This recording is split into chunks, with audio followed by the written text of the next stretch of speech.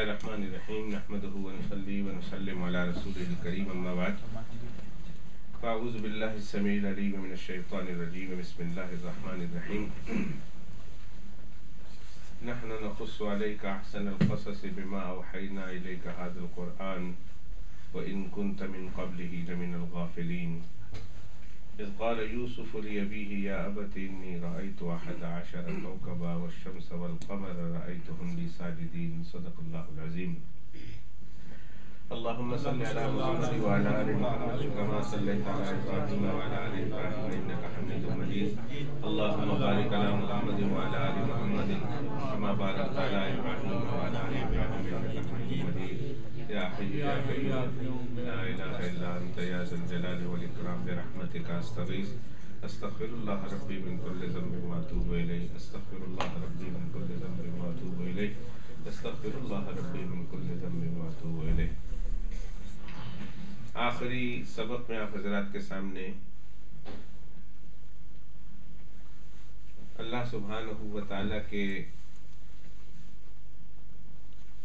اس جملے اور اس کلام سے متعلق بات چیت چل رہی تھی کہ اللہ پاک نے حضرت یوسف علیہ السلام کے واقعات کو بیان کرنے کے بعد کہا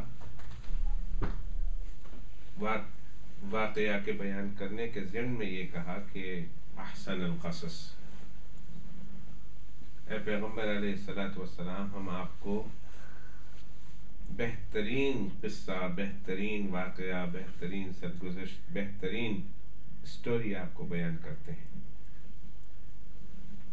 تو کیا وجہ ہے کہ اللہ سبحانہ و تعالیٰ اس واقعے کو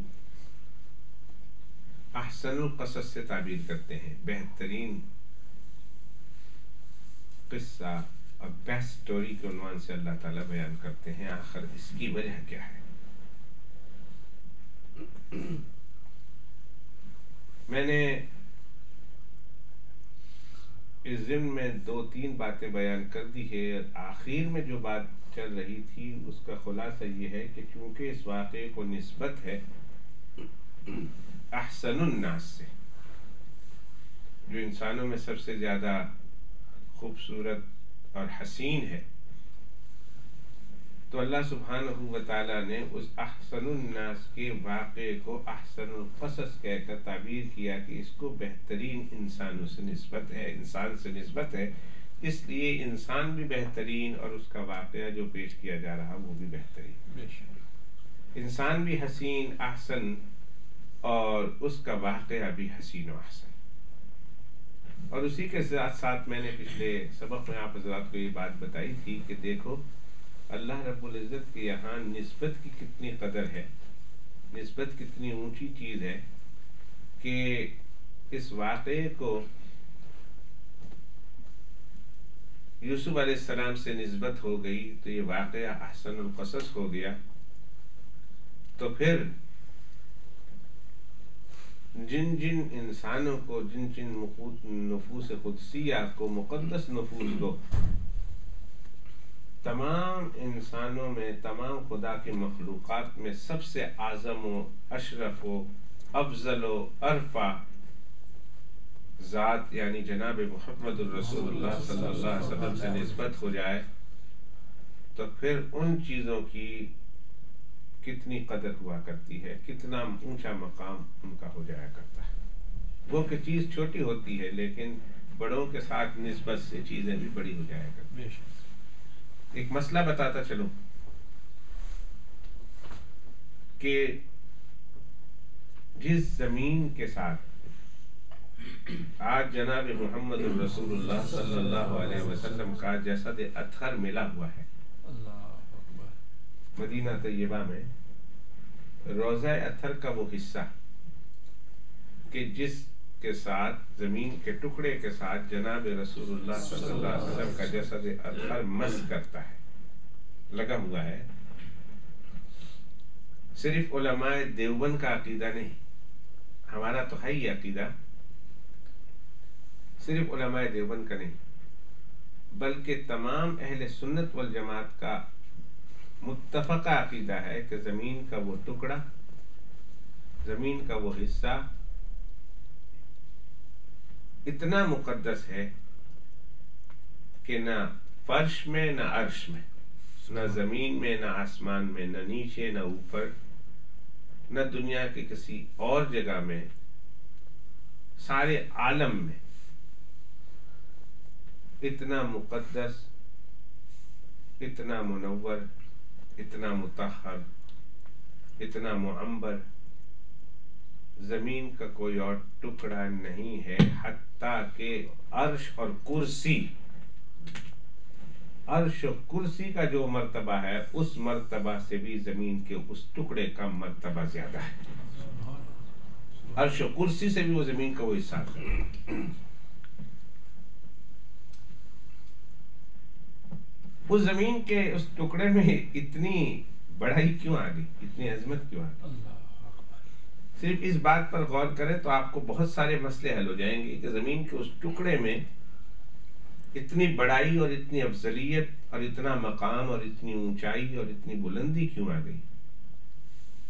تو یقیناً آپ اس نتیجے پر پہنچیں گے کہ زمین کا وہ ٹکڑا اس لیے اتنا زیادہ مقدس ہو گیا، اتنا بلند و بالا ہو گیا کہ اس حصے کو یہ شرف حاصل ہے کہ جناب محمد الرسول اللہ صلی اللہ علیہ وسلم کے جسد اطہر سے لگا ہوا ہے، متصل ہے۔ تو زمین کے اس ٹکڑے کو نسبت ہو گئی حضرت محمد الرسول اللہ سے، تو وہ اعلیٰ ہو گیا۔ تو پھر کیا خیال ہے آپ کا کہ جو اس روضہ اطہر میں، اس بقعہ مبارکہ میں، اس مقدس ٹکڑے میں جو دو مقدس ہستیاں، بزرگ ترین ہستیاں دفن ہیں، مدفون ہیں، جناب رسول اللہ صلی اللہ علیہ وسلم کے بالکل پاس، آپ کا کیا خیال ہے کہ اللہ سبحانہ و تعالیٰ کے نگاہ میں ان دونوں مقدس ترین ہستیوں کا کیا مقام ہوگا؟ کیا وہ معزز اور مکرم نہیں ہوگا؟ تو جو لوگ یہ کہتے ہیں یا جو لوگ یہ سمجھتے ہیں نعوذ باللہ کہ رسول اللہ صلی اللہ علیہ وآلہ وسلم کے جسد اطہر تو، روضہ اطہر تو، جہاں اللہ کے پیغمبر علیہ السلام کا جسد اقدس متصل ہے، وہ تو افضل ہے، لیکن نعوذ باللہ من ذالک جو دو لوگ وہاں دفن ہیں، جو دو حضرات، دو شخصیات وہاں دفن ہیں، ان کے متعلق یہ عقیدہ رکھنا کہ نعوذ باللہ ثم نعوذ باللہ ثم نعوذ باللہ ثم نعوذ باللہ، وہ فرعون سے، حامان سے، شداد سے، خدا کے دشمنوں سے، حتیٰ کہ شیطان سے بھی بدتر ہیں، ان لوگوں کے ایمان کے بارے میں آپ کا کیا عقیدہ؟ اگر میں ان کو کافر نہ کہوں تو کیا کہوں؟ میرے پاس اس سے بڑا بھاری لفظ نہیں ہے، میرے پاس اس سے زیادہ کوئی سخت لفظ نہیں ہے ان کے لیے کہنے کو۔ یہ بے وقوف کہوں، ملعون کہوں، لعنتی کہوں، مردود کہوں، یہ لفظ بڑے چھوٹے ہیں۔ جس زمین کو یہ مقام حاصل ہے کہ عرش اور کرسی سے بھی بلند و بالا ہے محمد الرسول اللہ صلی اللہ علیہ وسلم کے جسد اطہر سے مل جانے کی وجہ سے، تو یہ دو مقدس ہستیاں جو ساری زندگی حضرت محمد الرسول اللہ صلی اللہ علیہ وسلم کے پاس رہی، ساتھ رہی، اور پھر حتیٰ کہ روضہ اطہر میں انہیں جگہ ملتی ہے، تو جنت کے اس ٹکڑے میں جگہ ملتی ہے، محمد الرسول اللہ کے پڑوس میں جگہ ملتی ہے۔ ہمارے نزدیک تو انبیاء کے بعد ان کا سب سے مقدس ترین مقام ہے، اور جو لوگ ان کو مقدس ترین نہیں مانتے، ان کے بارے میں، ان کے ایمان کے بارے میں، ان کے اخلاق کے بارے میں کسی طرح کا شک و شبہ کرتے ہیں، ہمیں تو خود ان کے ایمان کے بارے میں شک و شبہ ہے۔ دعا ہے اللہ تعالیٰ ایسے لوگوں کو ہدایت عطا فرمائے، اللہ مرنے سے پہلے ان کی آنکھیں کھول دے، ورنہ حقیقت یہ ہے کہ ان کا ٹھکانہ جہنم سے کم اور کوئی جگہ نہیں، اور وسعت مسیرہ، اور بہت بری جگہ ہے وہ۔ ہمارا ایمان ہے تمام ڈاچیوں میں، تمام اونٹنیوں میں وہ اونٹنی، تمام گھوڑوں میں وہ گھوڑے، تمام گدھوں میں وہ گدھا سب سے افضل ہے۔ جس پر سوار ہو کر جناب رسول اللہ صلی اللہ علیہ وسلم نے سفر طے کیا. بے شک اس اونٹنی سے بلند کسی اونٹنی کا مقام نہیں. دیکھیں ایک اونٹنی ملی تھی حضرت صالح علیہ السلام کو، پہاڑ پھٹا، بہت مشہور واقعہ ہے. آج بھی وہ جگہ جا کر دیکھ لیجئے، مدین میں، سعودی عرب میں ہے یہ جگہ. اور جب آپ سعودی عرب سے جاتے ہیں دوسری طرف ملک شام کی طرف سفر کرتے ہوئے تو یہ مدین آتا ہے، جگہ آتی ہے جہاں قوم سمود بسا کرتی تھی، رہا کرتی تھی. ان کی ساری لائف ادھر گزری ہے. پہاڑوں میں آج بھی مکانات ہیں. وَتَنْحِتُونَ مِنَ الْجِبَالِ بُيُوتًا آمنین اور فارحین قرآن مجید میں ہے کہ گھر بناتے تھے، گھر گر جاتے تھے. ابھی ان کی عمریں اتنی ہوتی تھی تو انہوں نے پہاڑوں میں گھر بنایا ہوا تھا. پہاڑوں میں پہاڑ تلاش کر پہاڑوں میں رہتے تھے. اور پھر خدا سبحانہ و تعالیٰ کا عذاب آیا، نئی بات مانی، معجزہ مانگا کہ صالح علیہ السلام سے کہا کہ اللہ سے کہو اگر آپ سچے نبی ہیں تو ہمیں یہ بتا دیں معجزہ اور یہ نشانی آپ کی ہو جائے گی، ہم مان لیں گے آپ کو کہ یہ پہاڑ پھٹے. اور پہاڑ پھٹنے کے بعد پہاڑ کے اندر سے اونٹنی نکلے. اب وہ اونٹنی نکلی تو قرآن مجید اس اونٹنی کے بارے میں کہتا ہے فَقَالَ لَهُمْ رَسُولُ اللَّهِ نَاقَةَ اللَّهِ، اللہ کی اونٹنی.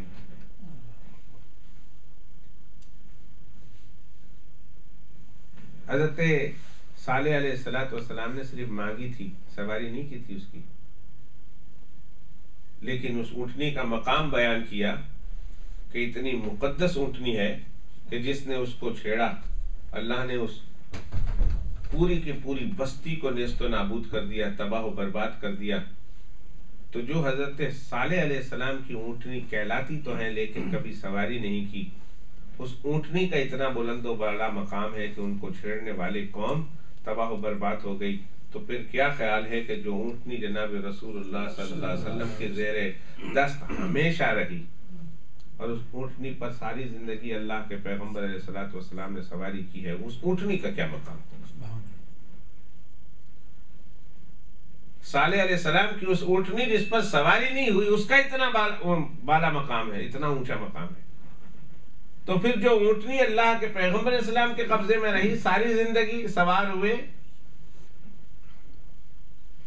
وہ گھوڑے وہ گدھے جو اللہ کے پیغمبر علیہ السلام کے زیر استعمال رہے، یقین کیجئے کہ گھوڑوں میں وہ گھوڑے تمام سب سے زیادہ افضل، گدھوں میں وہ گدھا تمام گدھوں سے افضل، اونٹنیوں میں وہ اونٹنی وہ ڈاٹی تمام ڈاٹیوں سے افضل ہے جو جناب رسول اللہ صلی اللہ علیہ وسلم کے زیر قبضہ رہی.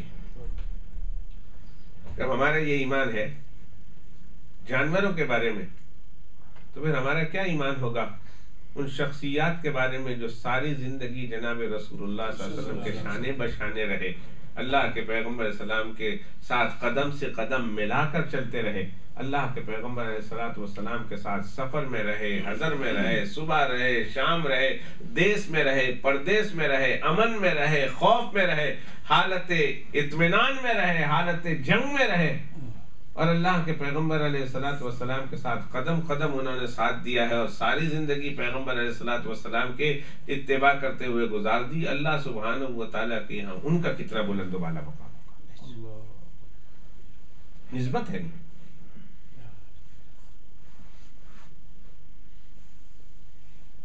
اس واقعے کو سورہ یوسف کے اس واقعے کو حسن ملتا ہے تو یوسف علیہ السلام کی نسبت سے، تو پھر جناب رسول اللہ صلی اللہ علیہ وسلم سے جن چیزوں کو نسبت ہو گئی ان کو کیوں نہیں بلند و بالا اور سرفرازی اور بلندی ملے گی،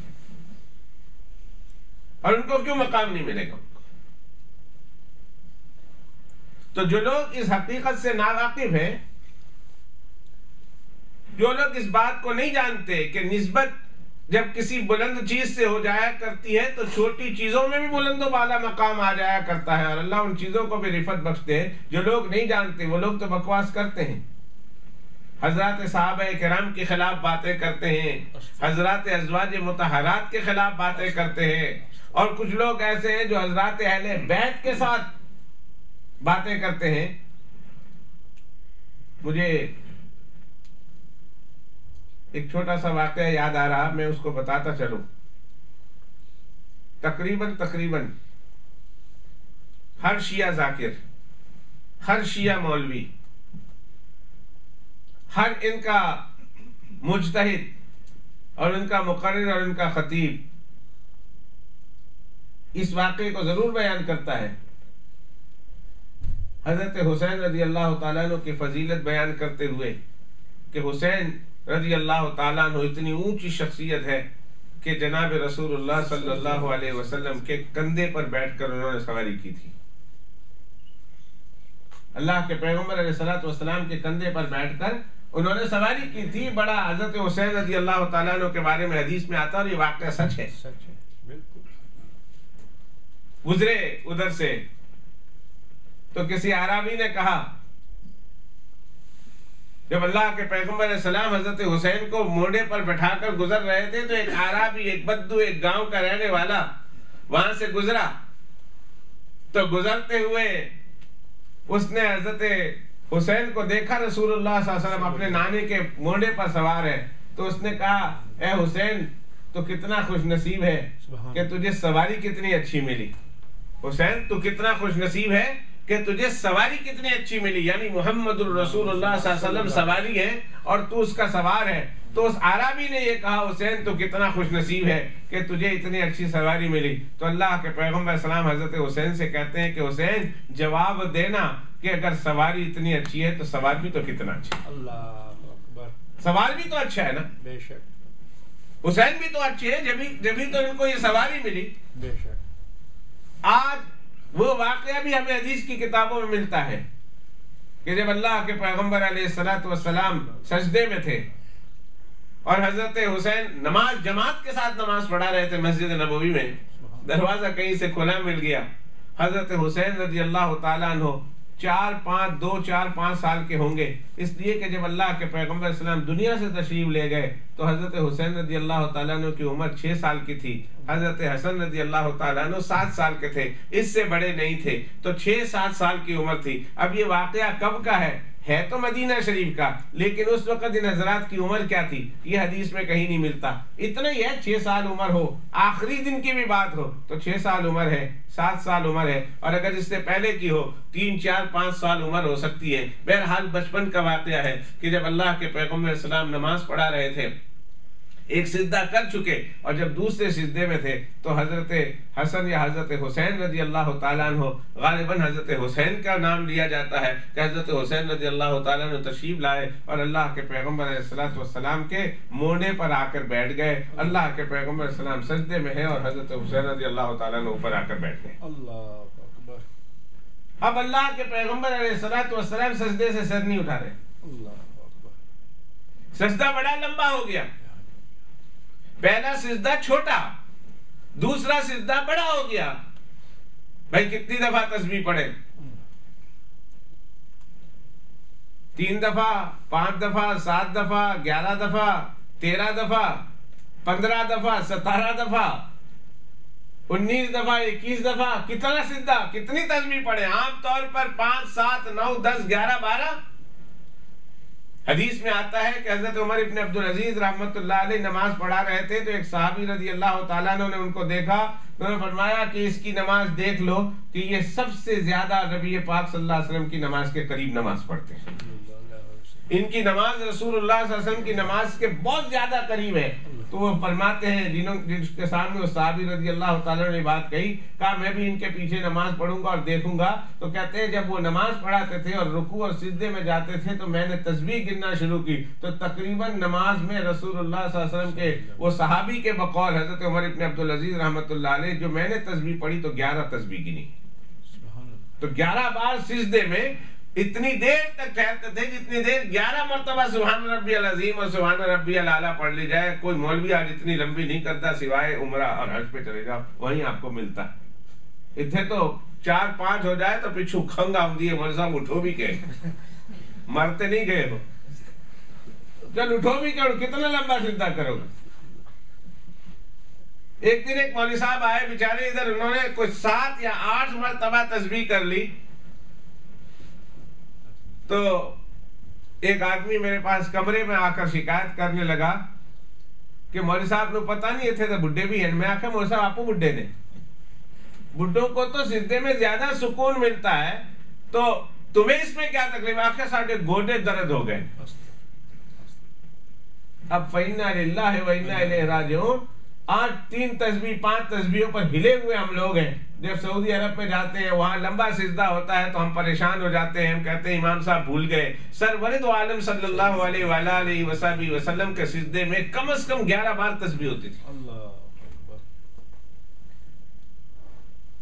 لیکن کم سے کم 3 بار. ہم تو کم سے کم والے ہیں نا.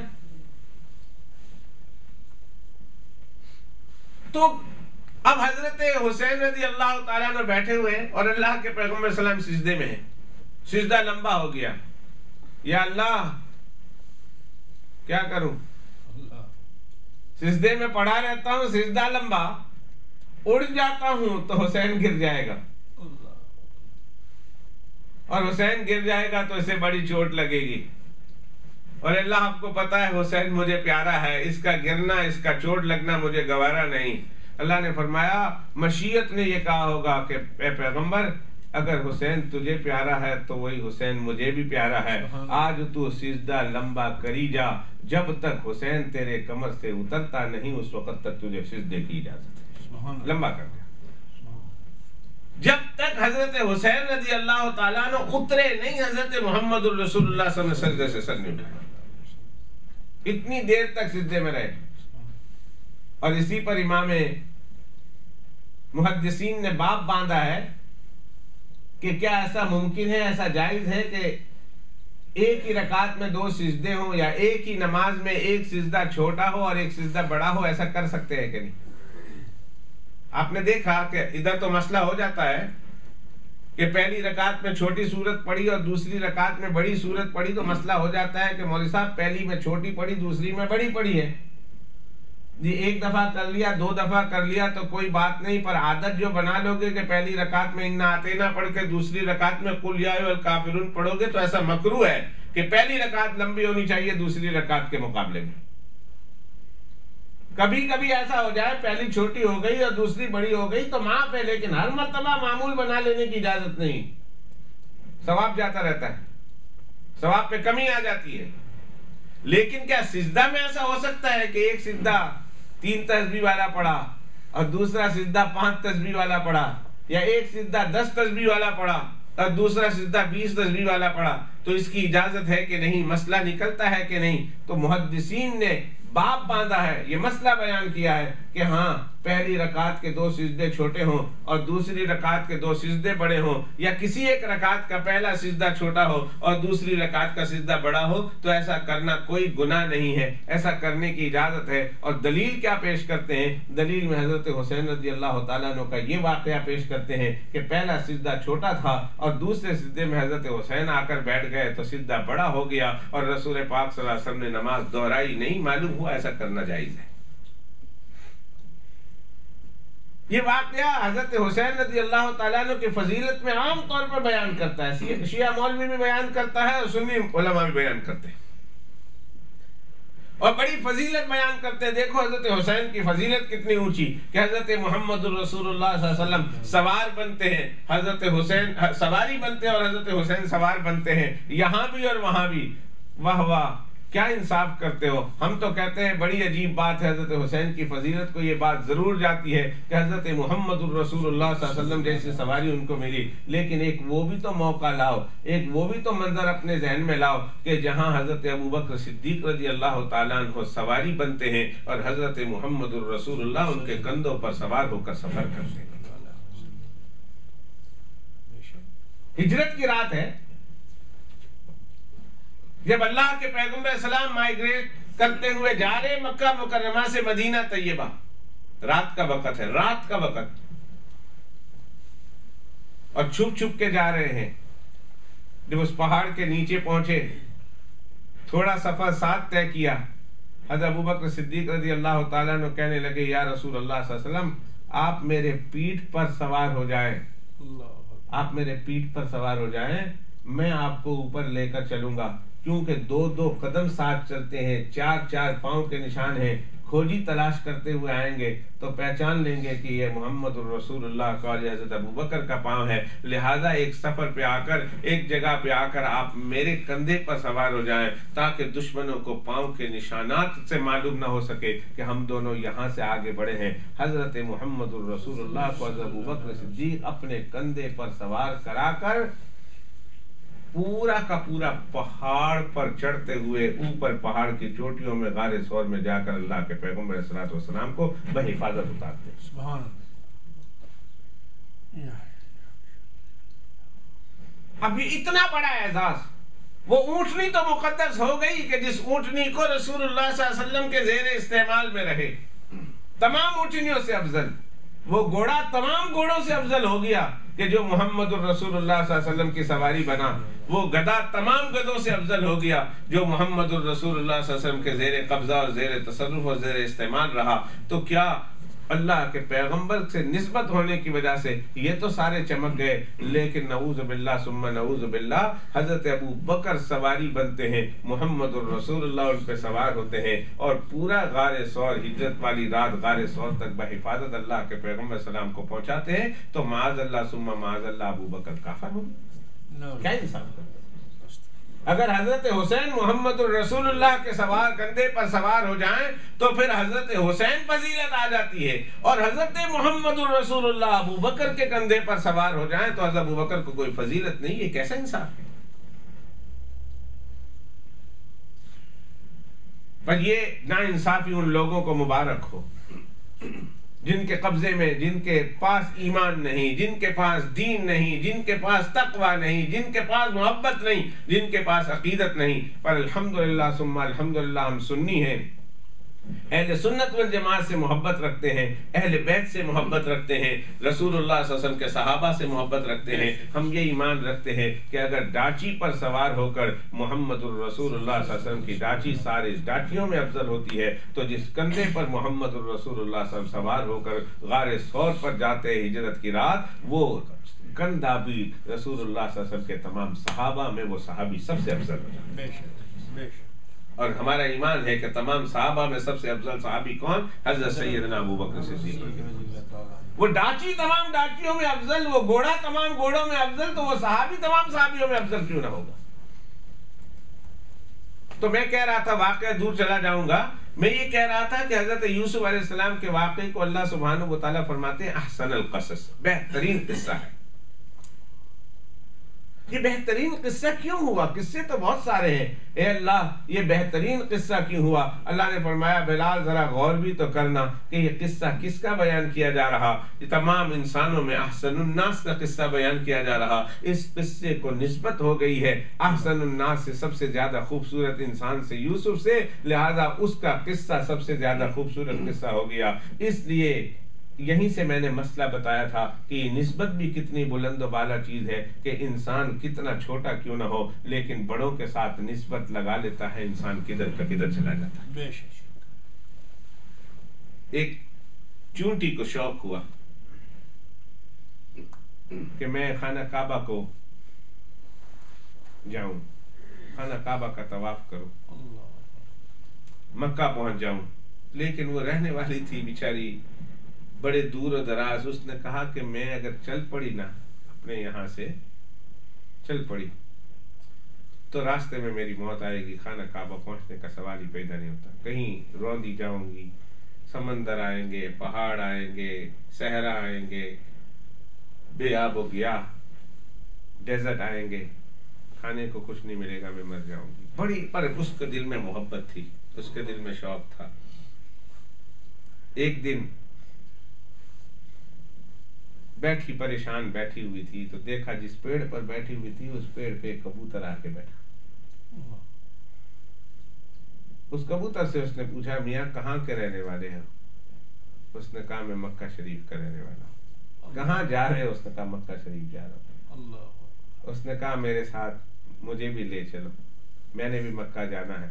اس نے کہا ایسا کرو میرے پاؤں کے ساتھ چمٹ جاؤ، میں جب مکہ پہ اتروں گا، لینڈ کروں گا خانہ کعبہ پہ، تو تم وہاں اتر جانا. مولانا جلال الدین رومی رحمۃ اللہ علیہ کہتے ہیں چونٹی نے منظور کر لیا. कबूतर के पाँव के साथ चिमट गई और कबूतर सफ़र करता हुआ जब मक्का शरीफ पहुंचा, खाना काबा की छत पे बैठा, चूंटी वहां उतर गई और वहीं उसने अपने सारे शौक पूरे कर लिए।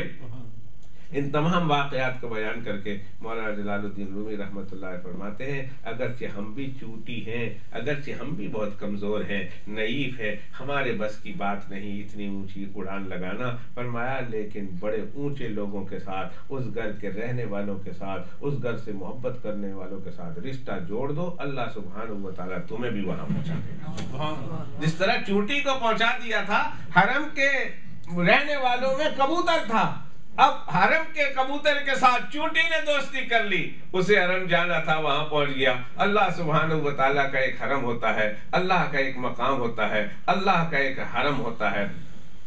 अल्लाह सुब्हानहू व तआला के बंदे जो वहां पहुंचते हैं, उन बंदों के साथ साथ आप भी शामिल हो जाएं, उनके साथ अपने आप को लगा लिया करें, उनके साथ अपने आप को मुत्तसिल कर लिया करें, वो भी वहां पहुंचेंगे, वो आपको अपने साथ लेकर वो भी अपने वहां पहुंचा देंगे आप।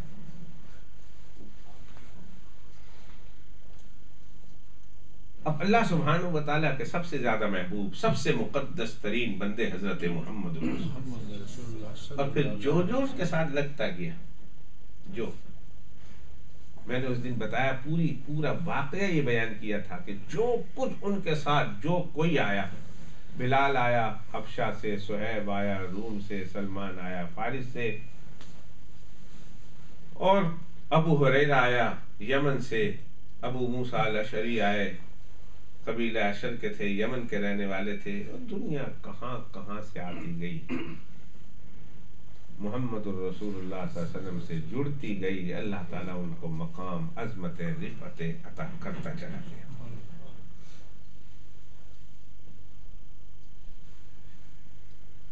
जो उनके साथ लगता चला गया, मुकम्मल होता चला गया। दुनिया बनाता चला गया जिसके साथ, जो उनके साथ मुत्तसिल हुए। एक पत्थर होता है,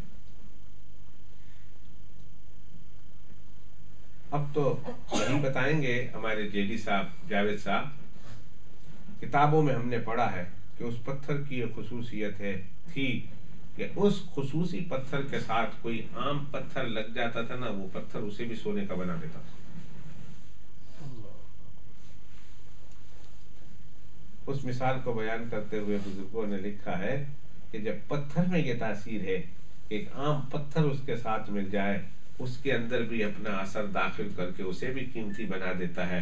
पत्थर का जब ये कमाल है तो फिर मुहम्मदुर रसूलुल्लाह की अज़मतों के क्या कहने, जो तमाम इंसानों में सबसे अफजल है, जो उनके साथ सही खुलूस के साथ जुड़ता चला गया, अल्लाह के पैगम्बर सलाम उनको कमाल और उरूज बख्शते चले गए।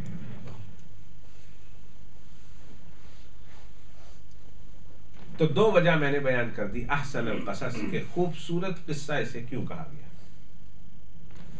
और तीसरा आज और वजह सुन लें कि क्यों कुरान मजीद ने यूसुफ अलैहिस्सलाम के किस्से को खूबसूरत किस्सा कहा। दो मैंने रीजन बयान कर दिए, आज तीसरा रीजन बयान करता हूं और चौथा भी बयान कर दूं। तीसरा रीजन ये है, उलमा ने लिखा है कि कहलाने को तो ये किस्सा हजरत यूसुफ अलैहिस्सलाम का किस्सा है, हेडिंग तो यूसुफ अलैहिस्सलाम की है, लेकिन अल्लाह सुब्हानहू व तआला इस किस्से में सारा किस्सा सुना रहे हैं हजरत मुहम्मदुर रसूलुल्लाह सल्लल्लाहु अलैहि वसल्लम का। हेडिंग है यूसुफ अलैहिस्सलाम, और हकीकत में अल्लाह के पैगम्बर सल्लल्लाहु अलैहि वसल्लम जनाब मुहम्मदुर रसूलुल्लाह के पूरी तसल्ली है, और अल्लाह के पैगम्बर सलाम का वाक़या दबे लफ्जों में अल्लाह बयान करते हैं। पंजाबी में एक बड़ी कहावत है और उर्दू में भी है, बेटी को कहकर बहू को सुनाना, बेटी को कहकर बहू को सुनाना, बहू बड़ी डाडी होना, या बहू का नुक्स निकालना हो तो सास की हमेशा ये कोशिश होती है कि बहू से फौरन नहीं कहती, वो बेटी को डांटती है, तू गंदा रखती है घर, तू अच्छी तरह हांडी नहीं धोती, तू सही तौर पर आटा नहीं गूंथती, तू सही तौर पर सालन नहीं बनाती, तू ये नहीं करती तो वो नहीं करती। بچی کو صرف سنانا مقصد ہوتا ہے، بولنا مقصد ہوتا ہے، سنانا مقصد تو جو ہے وہ بہو کو ہوتا ہے۔ ساری شکایتیں بہو کی وہ بیٹی کو سامنے رکھ کر، گویا سامنے رکھ کر کسی اور پر بندوق چلاتی ہے۔ یہ ایک بڑا مشہور مقولہ ہے، اور ہے بھی حقیقت میں بھی ایسا ہی ہے۔ بہت ساری ساسیں ایسی ہیں جو بہو کو ڈائریکٹ کہنے کے بجائے بیٹی وایا بیٹی سنا دیتی، کہتی ان کو ہے سنانا، ان کو ہوتا ہے۔ اللہ سبحانہ و تعالیٰ، فارسی میں بھی یہ کہاوت ہے، عربی میں بھی یہ کہاوت ہے، ضرور پشتو میں بھی ہوگی، پنجابی میں تو میں نے سنا دی، اردو میں بھی سنا دی۔ اللہ سبحانہ و تعالیٰ نے اس واقعے میں سنا رہے ہیں قصہ حضرت یوسف علیہ السلام کا، اور اصل میں بیان کر رہے ہیں آنے والے واقعات محمد رسول اللہ۔ بات بیان کرنی ہے اللہ پاک کے پیغمبر علیہ السلام کی۔ پورا قصہ جب آپ سنیں گے یوسف علیہ السلام کا، شروع کروں گا انشاءاللہ تعالی، اور جب ہم پہنچیں گے تو جگہ جگہ قدم قدم پہ رک کر میں آپ کو بتاؤں گا کہ دیکھو کتنی سملیرٹی ہے حضرت یوسف علیہ السلام کے قصے میں اور جناب محمد الرسول اللہ صلی اللہ علیہ وسلم کی زندگی میں۔ یوسف علیہ السلام کے بھائیوں نے حسد کیا، حضرت یوسف علیہ السلام کو نکال دیا، نکال رہے ہیں، اور جب یوسف علیہ السلام کو نکال رہے ہیں تو کس قسم کرسی کے عالم میں نکال رہے ہیں، اور حضرت یوسف علیہ السلام جب جا رہے ہیں تو کس طرح ان کے ساتھ راستے میں معاملہ ہوتا ہے، اور پھر جب وہاں گئے پھر یوسف علیہ السلام پھر کیسے کیسے کیسے مشکلات سے حضرت یوسف علیہ السلام نکلتے ہیں، اور پھر ایک وقت آتا ہے کہ اللہ حضرت یوسف علیہ السلام کو بادشاہ بناتے ہیں۔ پھر وہی وقت آتا ہے کہ یوسف علیہ السلام کے بھائی ان کے سامنے مجبور ہوتے ہیں، ان کے سامنے معافی مانگتے ہیں، اپنے گناہوں کا اقرار کرتے ہیں، اور کیا نہیں کرتے، پورا واقعہ قدم قدم پہ رک کر میں آپ کو بتاؤں گا، اور پھر اشارہ کروں گا کہ دیکھو کتنی سملیرٹی ہے، کتنی مماثلت اور مشابہت ہے یوسف علیہ السلام کے قصے میں اور جناب رسول اللہ صلی اللہ علیہ وسلم کے قصے میں، کہ اللہ کے پیغمبر علیہ السلام بھی ہجرت کر کے جا رہے ہیں، اپنے لوگ چاچا ہیں، رشتہ دار ہیں، قریبی اقارب ہیں اور قریبی رشتہ دار ہیں، وہ سب اللہ کے پیغمبر علیہ السلام کو مکہ مکرمہ سے نکال رہے ہیں۔ اور پھر کیا حالات پیش آ رہے ہیں، حضرت یوسف علیہ السلام کو جس طرح حالات پیش آئے، محمد الرسول اللہ صلی اللہ علیہ وسلم کو اس طرح کے حالات پیش آ رہے ہیں، اور پھر ایک وقت آیا جس طرح اللہ نے یوسف علیہ السلام کو بادشاہ بنا کر عزت دی، وہ وقت بھی آتا ہے محمد الرسول اللہ صلی اللہ علیہ وسلم کو اللہ نے پورے عرفوں پر جو ہے اللہ نے کس طرح عزت دی۔ یوسف علیہ السلام کو بادشاہت اللہ نے عطا فرمائی، پر وہ بادشاہت جسموں کی بادشاہت تھی، اور ایک وہ وقت بھی آیا حضرت محمد الرسول اللہ کو اللہ نے بادشاہت عطا فرمائی، وہ روحوں کی بادشاہت، روح پر حکومت کرتے تھے، انسانوں کے دلوں پر حکومت کرتے تھے۔ اور پھر کس طرح یوسف علیہ السلام کے بھائی ان کے سامنے آئے، معافی مانگی، گر گڑائے، اپنے گناہوں کا اعتراف کیا۔ کیا محمد الرسول اللہ صلی اللہ علیہ وسلم کے واقعے میں ایسا نہیں ہوا کہ مکہ والے فتح مکہ کے دن حضرت نبی پاک صلی اللہ علیہ وسلم کے سامنے آ کر ہاتھ جوڑتے ہیں، معافی مانگتے ہیں، گر گڑاتے ہیں، اور بیائی نہیں جو بات حضرت یوسف علیہ السلام نے کہی تھی، لا تثریب علیکم اليوم یغفر اللہ لکم وهو ارحم الراحمین، کوئی پوچھ گچھ تم سے نہیں کروں گا، میں معاف کرتا ہوں تم سب کو، اللہ ارحم الراحمین ہے۔ یہی بات جب جناب رسول اللہ صلی اللہ علیہ وسلم کے قدموں میں آ کر مکہ کے کافروں نے کہی تھی، تو اللہ کے پیغمبر صلی اللہ علیہ وسلم فرمایا لا تثریب علیکم اليوم انتم الطلقاء، تمہارے اوپر کوئی تمہارے کسی پچھلی باتوں پر گرفت نہیں ہوگی، جاؤ میں نے تم سب کو آزاد کیا۔ تو پورا واقعہ جب ہم غور کرتے ہیں تو پورے واقعے میں حضرت یوسف علیہ السلام کی ہیڈنگ تو ملتی ہے، لیکن اس کے پیچھے حضرت محمد الرسول اللہ صلی اللہ علیہ وسلم کے آنے والی زندگی کے واقعات۔ اور اللہ سبحانہ و تعالیٰ کو اپنی مخلوق میں سب سے زیادہ پیار کس سے ہے؟ حضرت محمد الرسول اللہ، سب سے زیادہ پیار، سب سے زیادہ اللہ کی مخلوق میں اللہ کس سے زیادہ پیار کرتے ہیں؟ محمد الرسول اللہ۔ تو ظاہر ہے کہ اللہ سبحانہ و تعالیٰ ہیڈنگ تو رکھی ہے حضرت یوسف علیہ السلام کی، لیکن اسٹوری بیان کر رہے ہیں دبے لفظوں میں اور بیٹوین دا لائن، اور اللہ سبحانہ و تعالیٰ behind the curtain, behind the words, behind the veil حضرت نبی پاک صلی اللہ علیہ وسلم کا واقعہ بیان کر رہے ہیں تو اپنے محبوب کا واقعہ سب سے زیادہ بہترین پیارا واقعہ ہوا کرتا ہے. اپنے محبوب کی باتیں کرنا سب سے زیادہ انسان کو اچھا لگتا ہے. تو فرمایا محبوب میں اس واقعے کو احسن القصص اس لیے کہتا ہوں کہ ہیڈنگ تو ہے یوسف علیہ السلام کی، لیکن واقعہ میں تیرا بیان کر رہا ہوں، بات آپ کی کر رہا ہوں، انہی کے مطلب کی کہہ رہا ہوں. زبان میری ہے بات ان کی، انہی کی محفل سنوارتا ہوں، چراغ میرا ہے رات ان کی. نام یوسف علیہ السلام کا ہے میرے محبوب، لیکن بات میں آپ کی کر رہا ہوں. جو بات حضرت یوسف علیہ السلام کے ساتھ ہوئی ہے میرے محبوب، وہ تمام کے تمام واقعات آپ کے ساتھ بھی ہونے والے. تو میں آپ کی لائف سٹوری بیان کر رہا ہوں. اور جب کسی انسان کو کسی انسان سے محبت ہوتی ہے تو پھر وہ انسان اس آدمی کی بات کرتے ہوئے بہت لذت سے بات کرتا ہے، بہت محبت سے بات کرتا ہے، اور اس کی بات کرتے ہوئے بور نہیں ہوتا، اس کی بات کرتے ہوئے وہ تھکتا نہیں ہے. تو اللہ سبحانہ و تعالیٰ فرماتے محبوب بات تو آپ کی کر رہا ہوں، زندگی میں آپ کی بیان کر رہا ہوں کہ آپ کا فیوچر کیا ہونے والا ہے. تو پھر مجھے کہنے بھی دیجئے نا کہ جو واقعہ میں پیش کر رہا ہوں وہ ہے آپ کا واقعہ دبے لفظوں میں، اسی لیے میں اس کو احسن قصص سے تعبیر کرتا ہوں. یہ بات آپ کی ہے. آپ نے عربی کا ایک مشہور مقولہ سنا ہوگا کہ من احب شیئا اکثر ذکرہ، کہ جس انسان کو کسی کے ساتھ محبت ہوتی ہے نا وہ اس کا تذکرہ بہت کثرت سے کرتا ہے، اور تذکرہ کرتے ہوئے کبھی تھکتا نہیں. جس کے ساتھ محبت ہو تذکرہ کرتے ہوئے. اور پھر درمیان میں کوئی اگر بیچ میں آ جائے نا، کوئی آ کر بیچ میں آ کر کوئی بات کسی اور جگہ کی چھیڑ دینا، تو اس نے کہا یارا کیوں رنگ وچ بھنگ پا دیتا، کیوں آپ نے رنگ میں بھنگ پایا ہے؟ بھائی بات کتنی اچھی چل رہی تھی میرے محبوب کی، تو بیچ میں کہاں سے ٹپک پڑا؟ تو کیا موضوع لے کر آیا؟ چھٹ پڑے تیرے نال بعد وچ گل کر لیں گے، پہلے میں نے گل کر لیں گے. اس لیے کہ محبوب کا تذکرہ ہو رہا، اور محبوب کے تذکرے سے بڑا پیار ہوتا ہے. میں نے ایسے لوگ بھی دیکھے اور سنے ہیں جب وہ ٹیلی فون پر آن دا محبوب ہوتے ہیں، ود دا محبوب، آن دا فون ود دا محبوب، نوٹ محبوب بھائی، نوٹ محبوب حسین، نوٹ محبوب عالم، نوٹ محبوب فلاں فلاں، پر محبوب اینڈ محبوبہ. محبوب تو میں ویسے ہی کہہ رہا ہوں، محبوبہ بھی تو ساتھ ہو سکتے ہیں. Those who are on the phone with the محبوب اور محبوبہ.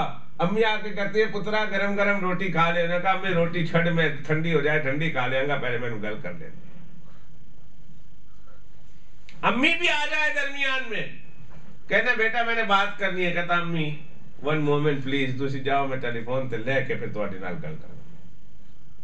2 گھنٹے، 3 گھنٹے، 4 گھنٹے، 5 گھنٹے فون پر بات کرنے کو تیار ہے. اس مقابلے میں کوئی بھی آ جائے اس کو پرواہ نہیں ہے. بلکہ میں نے یہ بھی دیکھا سامنے استاد بیٹھا ہوا ہے، اندر دا ٹیبل فون کر کے ٹیکسٹ ہو رہا،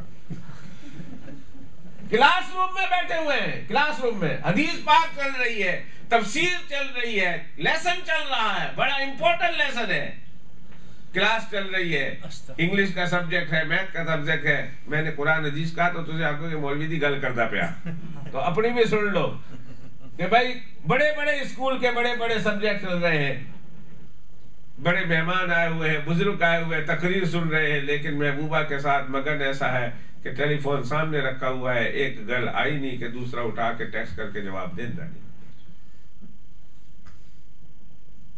ایک آدمی کے متعلق اس کے باپ نے پہلے بتایا تھا، پھر اس نے خود تصدیق کی کہ اتنا ایکسپرٹ ہو گیا تھا اس ٹیلی فون میسج میں، ٹیکسٹ میسج میں، کہ منہ باہر ہے، ہاتھ اس کے اندر ہے، بیڈ کے اندر، چادر کے اندر، اور ہاتھ اندر کر کے وہ ٹیکسٹ کر لیا کرتا تھا بغیر دیکھے، بغیر دیکھے. اور جب کہیں سے واپس جواب آ جائے نا تو کھانسی کرنے کے لیے چادر اوپر لے لیتا تھا، پڑھ لیتا تھا، پھر ہاتھ اندر کر کے جواب دیتا. ہاتھ اندر ہی ہے اور جواب دے رہا ہے. اتنا ایکسپرٹ. باپ کہتے ہیں میں سامنے کھڑا ہوں اور یہ سمجھتا ہے میں باپ ہوں، پاگل ہوں، اس ملک کا نہیں ہوں، تو مجھے پتہ نہیں ہے. کہتے ہیں میں تو دیکھ رہا ہوں، لیکن مجھے اس کی اس کمال پر تعجب ہو رہا کہ کتنا کمال ہے کہ دیکھ نہیں رہا اور ٹیکسٹ کر رہا ہے. محبوب کا تذکرہ ہی ایسا ہوتا ہے میرے بھائی. جب محبوب اور محبوبہ کا تذکرہ ہو پھر دنیا کی کوئی چیز اچھی نہیں لگتی. نہ کھانا اچھا لگتا ہے، نہ پینا اچھا لگتا ہے، کوئی چیز اچھی نہیں لگتی. بس دل یہ چاہتا ہے کہ تصور جانا کیے بیٹھا رہوں رات دن. تصور جانا کیے بیٹھا رہوں رات دن. ہائے کاش مجھے ایسے فرصت کے دن مل جائے. میں کہتا ہوں تصور رول امین صاحب سن رہے ہوں گے. تصور جانا کیے رہوں، لیے رہوں، بیٹھے رہوں رات دن. اے کاش مجھے فرصت کے دن مل جائیں. بھائی تصور جانا بھی کیا ہوا ہے اور فرصت بھی ملے، یہ دو چیزیں کب ہو سکتی ہیں؟ ساری دنیا کے جھگڑوں سے فرصت مل جائے اور یہی مشغولیت میری ہو جائے کہ تصور جانا کیے بیٹھا رہوں رات دن. پھر کوئی اس کے محبوب کی بات کرتا ہے، محبوبہ کی بات کرتا ہے تو کہتے ہیں یار سٹ ڈاؤن، گل کرو میرے ساتھ. اور اگر نہیں تو کہتا ہے اٹھ کے چلے جاؤ، پھٹو ادھر سے، مجھے سوچ لینے دو، مجھے اپنی بات کرنے دو. محبت چیز ہی ایسی ہوتی ہے. نواب اور حیدرآباد کا غالباً واقعہ ہے. شیخ الاسلام علامہ شبیر احمد عثمانی رحمۃ اللہ علیہ سے ایک دن وہ شکایت کرنے لگے کہ محمد الرسول اللہ صلی اللہ علیہ وسلم کے متعلق حدیث پاک میں آتا ہے کہ ہمارے دل میں اللہ کے پیغمبر السلام کی محبت سب سے زیادہ ہونی چاہیے. اگر ان کی محبت ساری دنیا کی محبت سے زیادہ نہیں تو ایمان مکمل نہیں. علامہ عثمانی رحمۃ اللہ فرمائے بات تو صحیح ہے. فرمایا لیکن میں اپنے دل میں رسول اللہ صلی اللہ علیہ وسلم کی ایسی محبت نہیں پائی. مجھے خطرہ ہے کہ کہیں میں کامل مسلمان نہ ہوں، اس لیے کہ میں ایسا سمجھتا ہوں کہ میرے دل میں رسول اللہ صلی اللہ علیہ وسلم کی محبت تو ہے لیکن اتنی کامل نہیں کہ سارے انسانوں سے زیادہ ہو، ماں باپ سے بھی زیادہ ہو. علامہ شبیر احمد عثمانی رحمۃ اللہ علیہ نے ان کو تسلی دی. انہوں نے کہا نواب صاحب آپ فکر نہ کریں، آپ کے دل میں یہ اندر چھپی رہتی ہے لیکن کبھی کبھی جو ہے وہ موقع آ جائے پھر بھڑک اٹھتی ہے، پھر انسان کو پتہ چلتا ہے. ورنہ ہر انسان کے اندر اتنی محبت تو اللہ کے پیغمبر اسلام سے ہے موجود، وہ حتیٰ کہ کائنات کی ہر چیز سے زیادہ ہوتی ہے. انہوں نے کہا حکیم صاحب کہنے لگے آپ خوش فہمی میں ہیں، میرے دل میں ایسا نہیں. علامہ عثمانی رحمۃ اللہ نے جب ان کو دیکھا بڑے کنسرن ہے، بڑے فکر مند ہے، بڑے پریشان ہے، تو کہا ان کو ان کا تجربہ کرا دینا چاہیے، ان کو سمجھا دینا چاہیے کہ آپ اتنے فکر نہ کریں، آپ ہیں رسول اللہ صلی اللہ علیہ وسلم سے محبت رکھتے ہیں. پھر کیا تھا، علامہ عثمانی رحمۃ اللہ علیہ نے کہا گئے تھے بیان کرنے کے لیے سیرت النبی کے ربیع الاول کے 10-12 دن کے اندر بیان کرنا تھا حیدرآباد میں مختلف جگہوں پر. اور علامہ عثمانی رحمۃ اللہ علیہ بڑے زبردست مقرر تھے. پاکستان کا، ویسٹ پاکستان کا جھنڈا جنہوں نے لہرایا تھا وہ علامہ شبیر احمد عثمانی رحمۃ اللہ علیہ تھے. سب سے پہلا پاکستان کا جھنڈا مغربی پاکستان میں لہرانے والے حضرت مولانا شبیر احمد عثمانی رحمۃ اللہ علیہ، اور ایسٹ پاکستان میں جسے آج کل بنگلہ دیش کہتے ہیں، ایسٹ پاکستان میں پاکستان کا جھنڈا لہرانے والے حضرت مولانا ظفر احمد صاحب تھانوی رحمۃ اللہ علیہ، عثمانی تھانوی رحمۃ اللہ علیہ. اور دونوں ہمارے اکابر تھے، دونوں اکابرین دیوبند. ایک حضرت مولانا ظفر احمد صاحب تھانوی، ایک علامہ شبیر احمد صاحب عثمانی. جب لوگ کہتے ہیں نا کہ دیوبندیوں کا پاکستان میں کوئی کردار نہیں ہے، دیوبندیوں نے پاکستان نہیں بنایا، تو ان سے ایک ہی سوال پوچھ لو کہ پاکستان کا سب سے پہلے جھنڈا کن کے ہاتھوں لہرایا گیا؟ اگر دیوبندی پاکستان کے اگینسٹ تھے تو اگینسٹ آدمیوں سے تو ریبن کٹاتے ہیں. آپ نے ایک جو ہے سپر اسٹور بنایا ہو اور ایک آدمی آپ کے سپر اسٹور کا مخالف ہو تو کبھی بھی نہیں کہیں گے کہ حضرت آپ تشریف لائیں اور گرینڈ اوپننگ آپ کریں، ریبن آپ کاٹیں، کبھی نہیں کہیں گے. جو سب سے زیادہ محبت کرتا ہے، جو سب سے زیادہ قریب ہے، اسی کو آپ کہیں گے کہ آ کے ریبن کاٹیں اور اس کو رسپیکٹ دیں گے. تو سب سے زیادہ جھنڈا جس نے سب سے پہلے لڑایا، اگر وہ پاکستان کے بارے میں مخلص نہیں تھا، پاکستان کا دشمن تھا، تو قائد اعظم کو کیا پڑی تھی کہ ان کے ہاتھوں پاکستان کا جھنڈا لہرواتے. پاکستان کا جھنڈا ان کے ہاتھوں سے پہلے لہرانا یہ اس بات کی دلیل ہے کہ پاکستان کے بنانے میں علماء دیوبند کا بہت بڑا کردار ہے.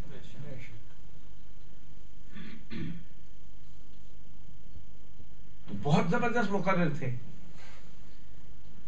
تقریر کی سیرت النبی کے عنوان پر رسول اللہ صلی اللہ علیہ وسلم کی بارے میں بیان کرنا شروع کیا، اور بہت اچھے انداز میں اللہ کے پیغمبر علیہ الصلوۃ والسلام کے بارے میں بات چیت شروع کی، بالکل پیک پہ پہنچا کر، بالکل اونچا پر پہنچا کر نواب صاحب کی طرف منہ کر کے کہنے لگے، نواب صاحب آپ کے والد صاحب کا کیا نام تھا؟ نواب صاحب آپ کے والد صاحب کیا کام کرتے تھے؟ نواب صاحب آپ کے والد صاحب کا کیا نام تھا؟ وہ کن میں بڑے مشہور تھے؟ نواب صاحب بیان میں بیٹھے ہوئے، پہلے تو ایک جواب دیا، دوسرا جواب دیا، جب تیسرا سوال کیا نا تو نواب صاحب غصے میں آ کر کہنے لگے، چھوڑو میرے باپ دادوں کو، بات کرو رسول اللہ صلی اللہ علیہ وسلم۔ سبحان اللہ، آپ نے کیا تذکرہ چھیڑ دیا؟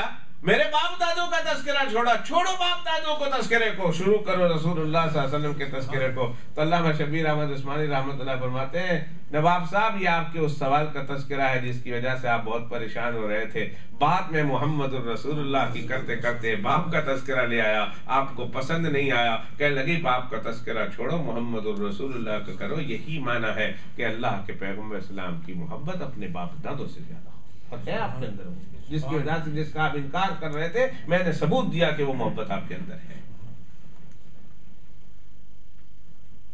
تو جس کے ساتھ محبت ہوتی ہے تذکرہ اس کا بہت زیادہ ہوتا ہے، تذکرہ کرنے والوں کو بیٹھاتا ہے اپنی مجلس میں، تذکرہ سننا، تذکرہ کرنا پسند کرتا ہے، اور تمام تذکروں میں اور تمام باتوں میں سب سے زیادہ پیاری بات اس کو وہ لگتی ہے جو محبوب کا تذکرہ کیا جائے۔ اب یہاں اس سورت یوسف میں ہیڈنگ تو ہے یوسف علیہ السلام کا قصہ، لیکن اللہ تعالیٰ واقعہ بیان کر رہے ہیں حضرت محمد الرسول اللہ صلی اللہ علیہ وسلم کا، اور اللہ سبحانہ و تعالیٰ کو اپنے محبوب سے سب سے زیادہ پیار ہے، تو اپنے محبوب کے تذکرے کا بھی سب سے زیادہ تو پیارا ہوگا نا، اسی لیے اللہ سبحانہ و تعالیٰ یوسف علیہ السلام کے قصے کو احسن القصص کہتے ہیں کہ محبوب عنوان یوسف کا ہے بات میں تیری کرنا۔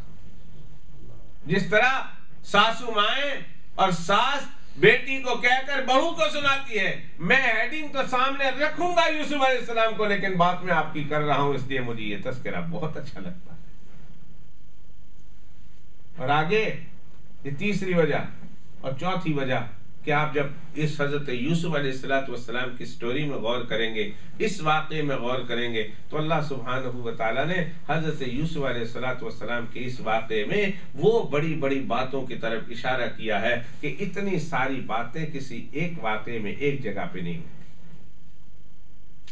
اتنی باتیں، اتنی قابل عبرت باتیں اور اتنی سیکھنے کی باتیں، اتنی قابل تعلیم باتیں، قابل علم و عمل باتیں اللہ سبحانہ و تعالی نے، اتنے معارف، اتنے بصائر، اتنے عبرتیں اور اتنے اسباب اللہ سبحانہ و تعالی نے ایک حضرت یوسف علیہ السلام کے واقعے میں بیان کیے کہ اتنے زیادہ واقعات کسی اور جو ہے، اتنے اسباب کسی اور جگہ پر نہیں ملتے۔ مثلا ایک دیکھیں تو اللہ سبحانہ و تعالی نے اس سورت کے اندر حاسد و محسود کا بھی تذکرہ کیا ہے، حسد کرنے والے کا اور جس کے اوپر حسد کی جاتی ہے، ایک تذکرہ اللہ نے اس کا بھی کیا ہے۔ آپ اس میں بھی ملے گا کہ جس کے متعلق حسد کرتے ہو محسود اسے کہتے ہیں، اور حسد کرنے والا اسے حاسد کہتے ہیں۔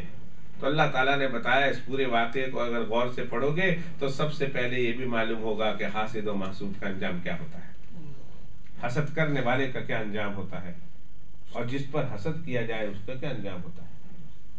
حسد کرنے والا کیوں حسد کرتا ہے، اور کیا حسد کرنے والے کی وجہ سے محسود کا کبھی کچھ بگڑتا ہے۔ یوسف علیہ السلام کے بھائی حاسد تھے، یوسف علیہ السلام محسود تھے، لیکن آپ نے دیکھا حاسدوں نے حسد کیا تو ہے، لیکن کیا یوسف علیہ السلام کا کچھ بگاڑ سکے؟ نہ، حسد تو کیا کرنے والوں نے، لیکن یوسف علیہ السلام کو اس حسد کے نتیجے میں اللہ نے کتنا اونچا مقام عطا فرمایا۔ تو ہمیشہ ایک بات یہ بتا دی کہ حاسد کا انجام تو برا ہوتا ہے، لیکن محسود جس طرح حاسد چاہتا ہے اس مرتبے پر نہیں پہنچتا، اللہ اس سے اور بلند و بالا مقام عطا کرتا ہے۔ ایک تو مقام یہ بتا دیا حاسد و محسود کا، آگے آئے گا تو میں بتاؤں گا، یہ تو میں صرف ہیڈنگ بتا رہا ہوں، ہر ایک کے نیچے یہ چیپٹر ہے، یہ عنوان ہے، یہ ہیڈنگ ہے، اور پھر میں اس کے نیچے جہاں جہاں یہ واقعہ آئے گا بتاؤں گا کہ یہاں یوسف علیہ السلام کے بھائیوں نے کیوں ایسا کیا، حسد کی وجہ سے، اور حسد کیا ہوتا ہے، حسد کیسے ہوتا ہے، حسد کرنے والے کا کیا انجام ہوتا ہے، یہ ساری تفصیل آگے سنیں گے۔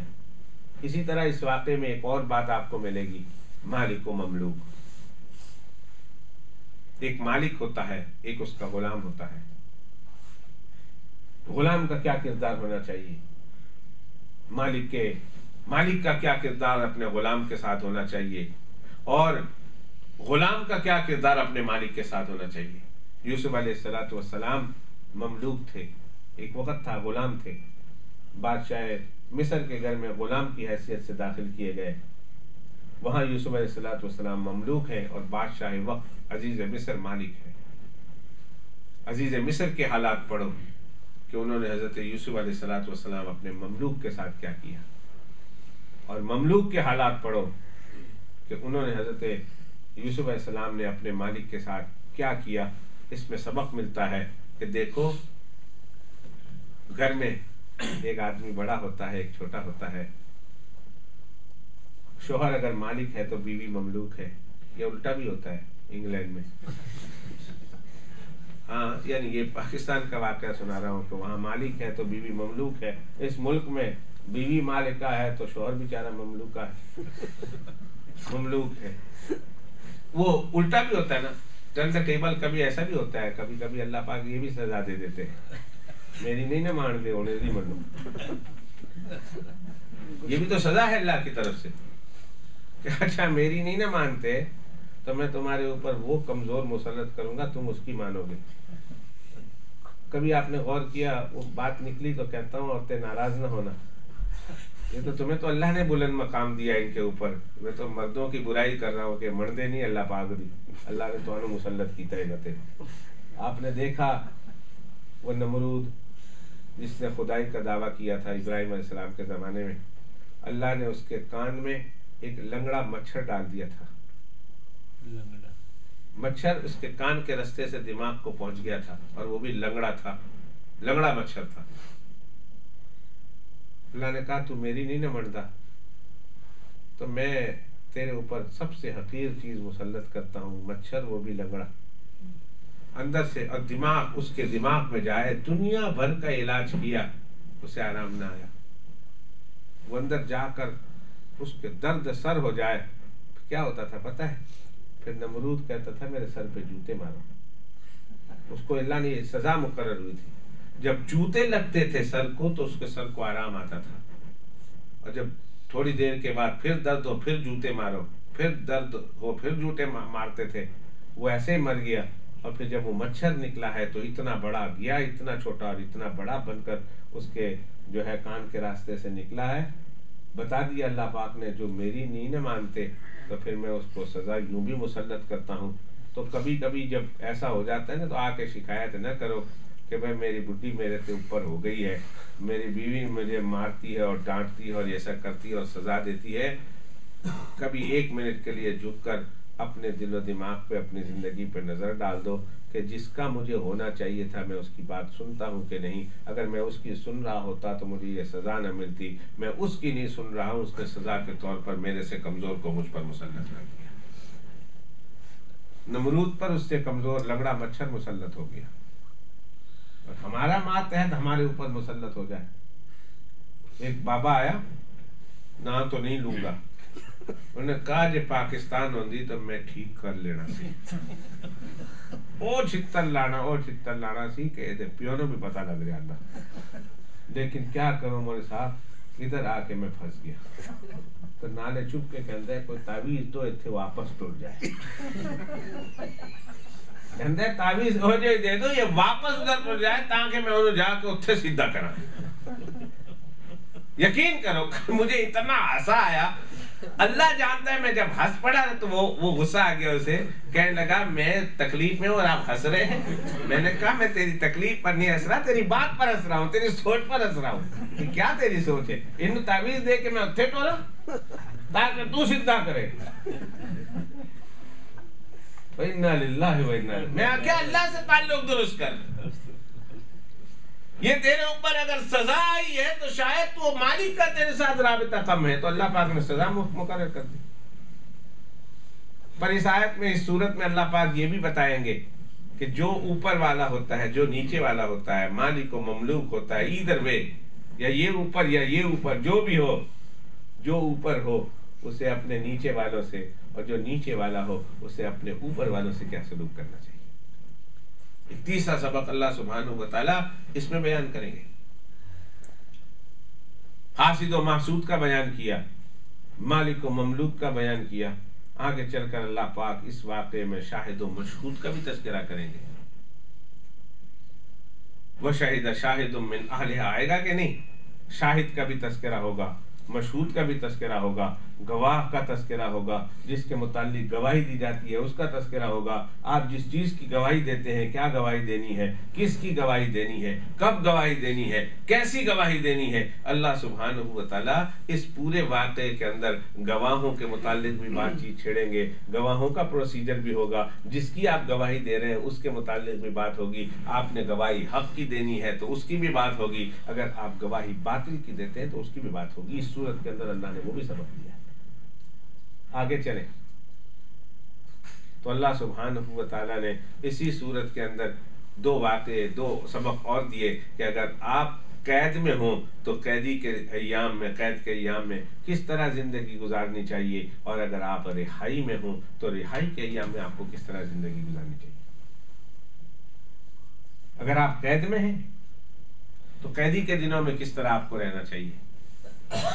اگر آپ جیل سے باہر ہیں، قید میں نہیں ہیں، تو آپ کی زندگی کے گزارنے کا ماحول کیا ہونا چاہیے. پھر اللہ سبحانہ و تعالیٰ یہ بھی اس صورت کے اندر آپ کو بتائیں گے کہ اگر قحط سالی ہو، فیمن پڑا ہوا ہو تو پھر کس طرح زندگی گزارنی چاہیے، اور اگر خوشحالی ہو، اللہ نے آپ کے ہاتھوں میں فراخی دے رکھی ہو، خوشحالی والی زندگی گزار رہے ہو تو کس طرح ہونا چاہیے. عزت و ذلت بھی، قضاء و قدر بھی، بے شمار واقع محکوم ہو تب بھی، اور پھر اللہ آپ کو حاکم بنا دے تو بھی. یوسف علیہ السلام ایک زمانہ تھا محکوم تھے، پھر یوسف علیہ السلام حاکم ہو گئے، تو پھر اللہ سبحانہ و تعالیٰ نے کہ اس یوسف علیہ السلام نے پھر اللہ کے بندوں کے ساتھ کیا حسن سلوک کیا. تو اس ایک واقعے کے اندر اتنے بے شمار اسباق ہیں کہ اللہ سبحانہ و تعالیٰ نے اتنے اسباق کسی اور واقعے کے اندر اکٹھے طور پر جمع کر کے بیان نہیں فرمائے. پڑھنے والا ایک نظر میں ایک سورت پڑھتا ہے، ایک واقعہ پڑھتا ہے تو بے شمار عبرت کی باتیں، بے شمار سبق کی باتیں، بے شمار معارف اور مسائل اس کی نگاہوں میں آ جاتے ہیں. اس لیے بھی اللہ سبحانہ و تعالیٰ نے چونکہ سارا انڈر ون روف مل جاتا ہے، اس لیے ہم لوگ دنیا میں اس دکان کو کہتے ہیں سپر اسٹور. سپر اسٹور ایک تو اسٹور ہوتا ہے، ایک کارنر شاپ ہوتی ہے، اور اس کے بعد پھر کیا ہوتا ہے، کارنر شاپ کے بعد ایک اچھی دکان ہو جاتی ہے، پھر اس کے بعد کہتے ہیں کہ جی اسٹور ہو گیا، پھر کہتے ہیں سپر اسٹور ہو گیا. سپر اسٹور بھائی کیوں ہے؟ کہتے ہیں you will find everything under one roof. اور بڑے ایڈورٹائز ہوتے ہیں، یعنی کپڑے سے لے کر کھانا پکانے کی چیزوں تک، اور ہانڈی تک، اور پلمبنگ سے لے کر الیکٹرک تک، انڈر ون روف. کیا ہے دکان کا کیا نام ہے؟ 24 hours a day کیا نام ہے؟ سپر نہیں، وہ ان کا کیا ہے؟ Day to day, day to day. ہاں، انڈر ون روف ایوری تھنگ. الحمدللہ میں آج آئے ہوئے ہیں تو میں کہہ دوں کہ ہماری اس مسجد کے الیکٹریکل، یعنی یہ جو وائر جاتے ہیں اندر میں، اور اس کے علاوہ ساکٹ، ڈبل پوائنٹ ہو، سنگل پوائنٹ ہو، تقریباً ہزاروں پاؤنڈ کا مال تھا. اللہ تعالیٰ ان کو جزائے خیر دے. ان بھائیوں نے ہماری مسجد کو مفت عطا کیا. اور اب تک جتنے الیکٹرک کے اندر یہ وائر جاتے ہیں 2.5 کے اور 1.5 کے اور ساکٹ کے اور پلگ کے، جو وہاں استعمال ہوئے، جو یہاں استعمال ہو رہے ہیں، الحمدللہ ثم الحمدللہ یہ سارا مال ڈے ٹو ڈے والوں نے دیا ہے. اللہ تعالیٰ ان کو جزائے خیر عطا فرمائے. جو زندہ ہیں اللہ ان کی عمروں میں برکت عطا فرمائے، اور جو دنیا سے فوت ہو چکے ہیں اللہ تعالیٰ ان کے قبر کو اللہ نور سے منور فرمائے. ہمارے منا ہیں، منا کے والد، اللہ تعالیٰ ان کو غریق رحمت فرمائے، اور اللہ ان کو اپنی جوار رحمت میں جگہ عطا فرمائے. مفت دیا انہوں نے، اور بارہا انہوں نے کہا مولوی صاحب واپس آ کے لے لو. میں نے کہا یار اتنا تو میں بے شرم، مجھے ابھی نہ بناؤ کہ میں ہر والے منہ چکدا اتنے تو جاواں آنکھوں مفت دے دو، مفت دے دو، مفت دے دو. بس جتنا آپ نے دیا ہے اللہ تعالیٰ اس کو قبول فرمائے، اور ضرورت ہوئی ہم آ جائیں گے. اللہ ان کی کاروبار میں برکت عطا۔ انڈر ون روف شروع ہوا تھا کھانے پینے سے، پھر برتنے کے سامان، پھر اس کے بعد الیکٹرک کے سامان، پھر اس کے بعد پلمبنگ کے سامان، پھر ہر چیز وہاں انڈر ون روف۔ تو بہت جو ہے وہ انسان پراؤڈ ہو کر کہتا ہے کہ you will find everything under one roof, our store is super store, ہمارا سپر اسٹور ہے، you will find everything under one roof. بولتے ہیں کہ نہیں؟ بہت ایڈورٹائز میں بھی دیکھیں تو یہی ہوگا کہ you will find everything under one roof, کہ کہیں آپ کو جانے کی ضرورت نہیں ہے۔ ہاں دنیا والے ہر چیز انڈر ون روف دے دیں تو سپر ہو جاتا ہے، سپر اسٹور ہو جاتا ہے۔ تو اللہ سبحانہ و تعالیٰ فرماتے ہیں انڈر ون اسٹوری میں تمہیں کئی اور سبب اور اسباب اور معارف اور مسائل دے دیتا ہوں، تو پھر میں اگر اس کو احسن القصص نہ کہوں تو اور کیا کہوں؟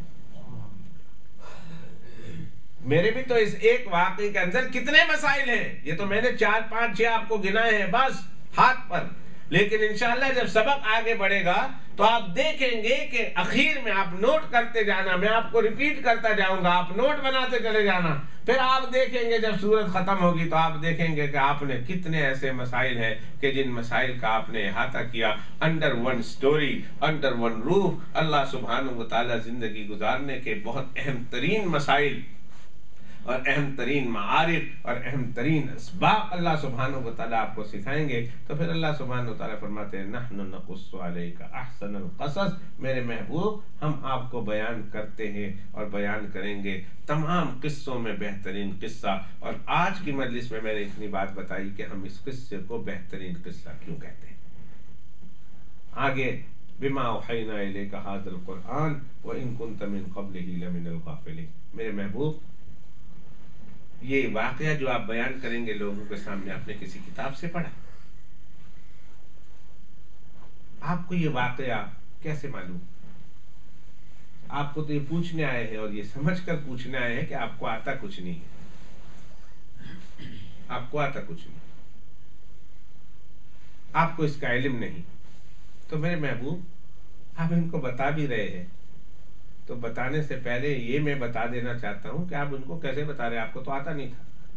وہ تو آئے تھے نا پوچھنے کے لیے کہ محمد صلی اللہ علیہ وسلم بتائیے یوسف علیہ السلام کا کیا قصہ ہے۔ He was born in Palestine، Jordan میں پیدا ہوئے، پالسٹائن میں پیدا ہوئے۔ He lived his childhood in Palestine and now he is end up in Egypt and is become a king of Egypt. How؟ یہ پورا خاندان پالسٹائن سے ایجپٹ کیسے گیا ہے، یہ نہیں سمجھ میں آ رہا۔ اور ان کو یہ یقین تھا کہ حضرت محمد رسول اللہ صلی اللہ علیہ وسلم اس سوال کا جواب نہیں دے پائے۔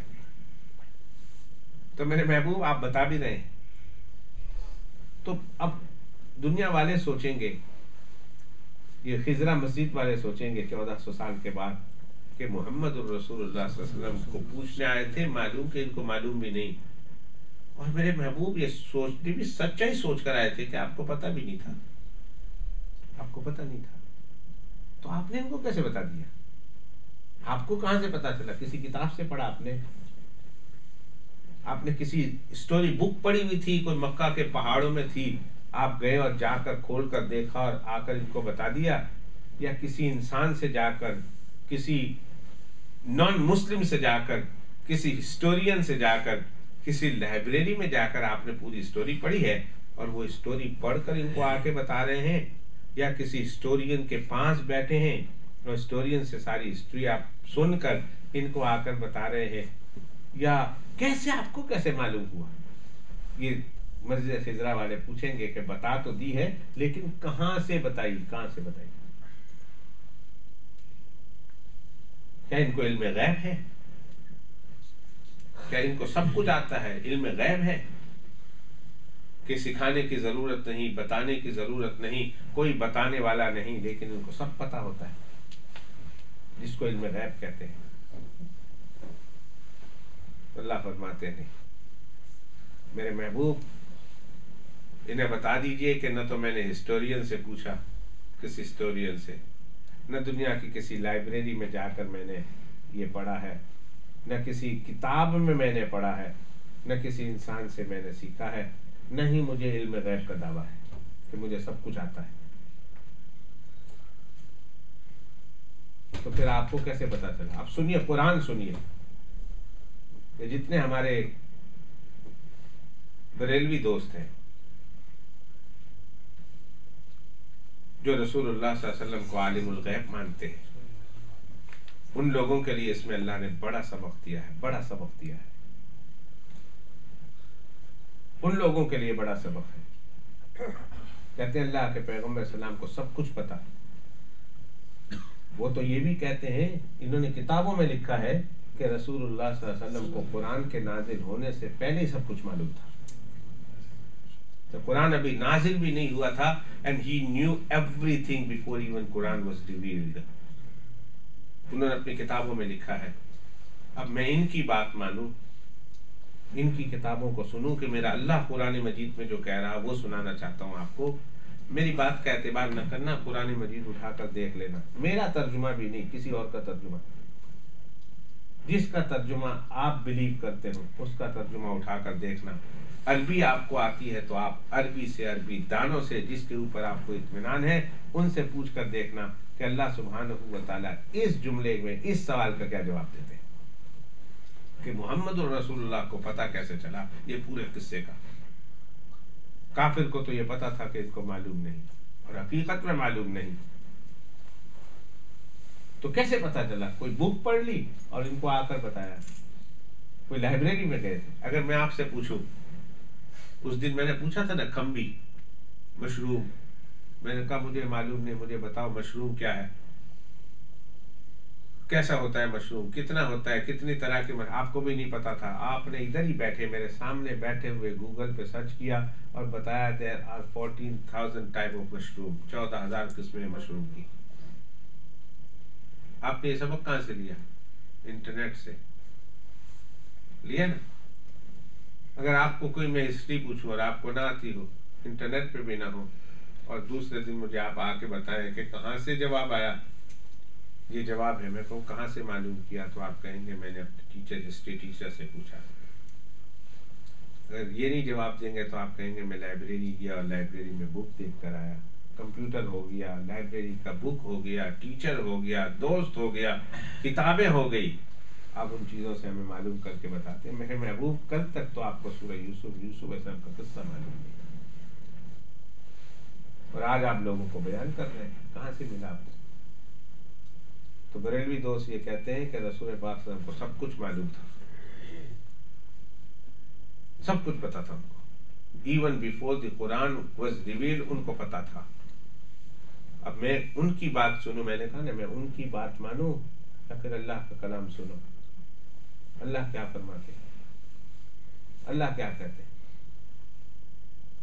اللہ پاک فرماتے ہیں بما اوحینا الیک ھذا القرآن وَإِن كُنْتَ مِن قَبْلِهِ لَمِنَ الْغَافِلِينَ. میرے محبوب یہ اسٹوری آپ سے پوچھی گئی تو آپ کو پتا نہیں تھا. وَإِن كُنْتَ مِن قَبْلِهِ لَمِنَ الْغَافِلِينَ، آپ کو پتا نہیں تھا، آپ باخبر نہیں تھے، بے خبر تھے اس واقعے سے. قرآن کہتا ہے. اب وہ لوگ کہتے ہیں سب کچھ پتا ہے، سب کچھ پتا تھا، اور قرآن کیا کہتا ہے وَإِن كُنْتَ مِن قَبْلِهِ لَمِنَ الْغَافِلِينَ. میرے محبوب اس سے پہلے آپ بے خبر تھے، غافل تھے، بے خبر تھے، آپ کو نہیں پتا تھا. تو پھر خضر مسجد والے یہ پوچھتے ہیں اللہ پاک پھر ان کو کس نے بتایا، پھر ان کو کیسے پتا چلا؟ فرمایا بما اوحینا الیک ھذا القرآن. جب میرے پیغمبر پر یہ اعتراض ہوا، یہ سوال ہوا نا بتاؤ یوسف علیہ السلام کی سٹوری، اے اللہ میں تیرا پیغمبر ہوں. اب یہ مجھ سے اسی واسطے آ کر پوچھتے ہیں اور چیلنج کے ساتھ پوچھتے ہیں کہ تو اللہ کا پیغمبر ہے تو بتا یوسف علیہ السلام کی سٹوری کیا ہے. اب پیغمبر اللہ سے مانگ رہا، پیغمبر اللہ سے استدعا کر رہا ہے اللہ میں آپ کا پیغمبر ہوں، اور یہ مجھے کہہ رہے تو پیغمبر ہے تو بتا. اگر تو خدا کا سچا پیغمبر ہے تو تجھے اللہ بتا دے گا. بتا، ہم کو سننا ہے یوسف علیہ السلام کا قصہ، ہم کو معلوم کرنا ہے یوسف علیہ السلام کا قصہ، امتحان لینا ہے آپ کا کہ آپ واقعی خدا کے پیغمبر ہیں کہ نہیں. تو قرآن سنیے، ترجمہ قرآن مجید کا میں اپنے الفاظ میں کروں گا، اپنے ذوق کے مطابق کروں گا، اپنی محبت کے مطابق کروں گا. ترجمہ سیدھا سادہ ہے لیکن میرا اپنا ذوق ہے، میں اپنے ذوق کے مطابق اس کی تفسیر کروں گا، ترجمہ نہیں اس کی تفسیر کروں گا، اس کو ایکسپلینیشن کروں گا۔ اے اللہ یہ پوچھ رہے ہیں بتائیں یوسف علیہ السلام کا قصہ، مجھے تو نہیں معلوم، میں تو مکہ سے باہر بھی نہیں گیا، نہ کوئی لائبریری ہے میں سرچ کروں، نہ کوئی بندہ ہے ہسٹورین جس سے جا کے پوچھوں، نہ کوئی قلم دوات ہے، نہ کوئی واقعہ ہے جہاں جا کے میں پڑھوں۔ اللہ اور مجھے معلوم بھی نہیں ہے، وَإِن كُنتَ مِن قَبْلِهِ لَمِنَ الْغَافِلِينَ، مجھے پتہ بھی نہیں، پر یہ لوگ مجھ سے پوچھتے ہیں تو ان کا پیغمبر ہے، تو اللہ میں آپ کی پاک بارگاہ میں آ گیا ہوں۔ فرمایا میرے محبوب اب میرا ترجمہ سنیں میرا اپنے ذوق کے مطابق۔ فرمایا محبوب تو اپنا سینہ کھول کر میرے سامنے آ کے بیٹھ جا، میں تیرے سینے میں ڈالتا جاؤں گا، تو اپنی زبان سے لوگوں کو بتاتا چلا جاؤں گا۔ یہ ہے بما اوحینا الیک ھذا القرآن، میں نے اس قرآن کے ذریعہ سے آپ کے اوپر وحی نازل کی، میں قرآن میں اتار کر آپ کو بتا رہا ہوں اور آپ قرآن سن کر لوگوں کو بتا رہے ہیں۔ ترجمہ کیا؟ میں نے محبوب اب میں سنانے لگا ہوں یوسف علیہ السلام کے، انہوں نے پوچھنا ہے، ان کو معلوم کرنا ہے، اور یہ سمجھتے ہیں آپ بتا نہیں سکیں گے، ارے ان کو معلوم نہیں، میں اللہ، یہ اللہ کے پیغمبر ہیں، آپ میرے محبوب ہیں، آپ میرے پیغمبر ہیں۔ جب انہوں نے پوچھا ہے تو انہوں نے آپ سے پوچھا ہے، لیکن حقیقت میں مجھ سے پوچھا ہے، مجھے تو سب کچھ معلوم ہے۔ پیغمبر سینہ کھول کے بیٹھ جا، بتاتا میں جاؤں گا، میں تم کا سناتا جاؤں گا، آپ لوگوں کو بتانا چلے جاؤں گا۔ پچھلے دنوں ایک آدمی آئے، کہنے لگے مجھ صاحب سورہ واقعہ کیا ہے؟ میں نے کہا 27ویں سپارے میں۔ کہنے لگے یہ تو مجھے پتا ہے، میں نے معلوم کر لیا، فائنڈ آؤٹ میرے پاس ہفتی ہے سورہ واقعہ، پر مجھے سورہ واقعہ چاہیے۔ میں نے کہا سورہ واقعہ یہ ہے، فوٹو کاپی کر کے دیتا ہوں۔ میں نے کہا مسئلہ یہ ہے مجھے آپ سمجھے نہیں، مجھے آتا نہیں ہے، مجھے پڑھنا نہیں آتا، میری بیگم تھوڑا تھوڑا پڑھ لیتی ہے، تو مولوی صاحب میری بیگم کے لیے سورہ واقعہ چاہیے۔ تو میں نے کہا کیا کروں کیا، بات کھول کے بتاؤ۔ تو اس نے جیب سے ٹیلی فون نکالا اور ٹیبل پر رکھ دیا، کہا مولوی صاحب میں اسے کھولتا ہوں، آپ اسے پڑھتے رہیے، اور جب پورا ہو جائے گا میں لے جا کر بیگم کو سنا دوں گا، بیگم کو سنا دوں گا، اور اس طرح سن کر اپنی درست بھی کر لیں گے، آپ سے سن کر آپ پڑھیں گے، اور آپ کی پڑھنے سے وہ اپنی غلطی بھی درست کر لیں گے، اور اس کو یاد بھی ہو جائے گا اور وہ بھی پڑھ لے گی۔ تو جب دنیا میں ایسا ہوتا ہے نہیں آتا تو ہم کہتے ہیں کہ ذرا ٹیپ کھولتا ہوں، آپ اس میں بھر دیجیے، آگے جا کر میں بتا دوں گا۔ اللہ سبحانہ و تعالی ہماری اور آج کل کی اصطلاح کے انداز سے بات کر رہا ہوں، قرآن تو قیامت تک کی صبح کے لیے ہے نا۔ فرمایا محبوب تو اپنے سینے کا بٹن دبا دے ریکارڈ کا، میں تیرے سینے میں اتارتا چلا جاؤں گا، اور جب وہ آ جائیں تو پھر پلے کا بٹن دبا دینا، جو کچھ میں نے بھرا ہے وہ انہیں سنا دینا۔ جو میں نے بھر دیا ہے، بما اوحینا الیک ھذا القرآن، آپ کو معلوم نہیں تھا، وَإِن كُنتَ مِن قَبْلِهِ لَمِنَ الْغَافِلِينَ، آپ کو بالکل یوسف علیہ السلام کا قصہ پتا نہیں، لیکن اب ہم بتا رہے ہیں کیسے قرآن کو نازل کر کے۔ ہم گویا ہم بولنے لگے ہیں، محبوب ذرا ریکارڈ کا بٹن تو دبا دو، ریکارڈ کا بٹن دبا دیا، اللہ پاک نازل کر رہے ہیں۔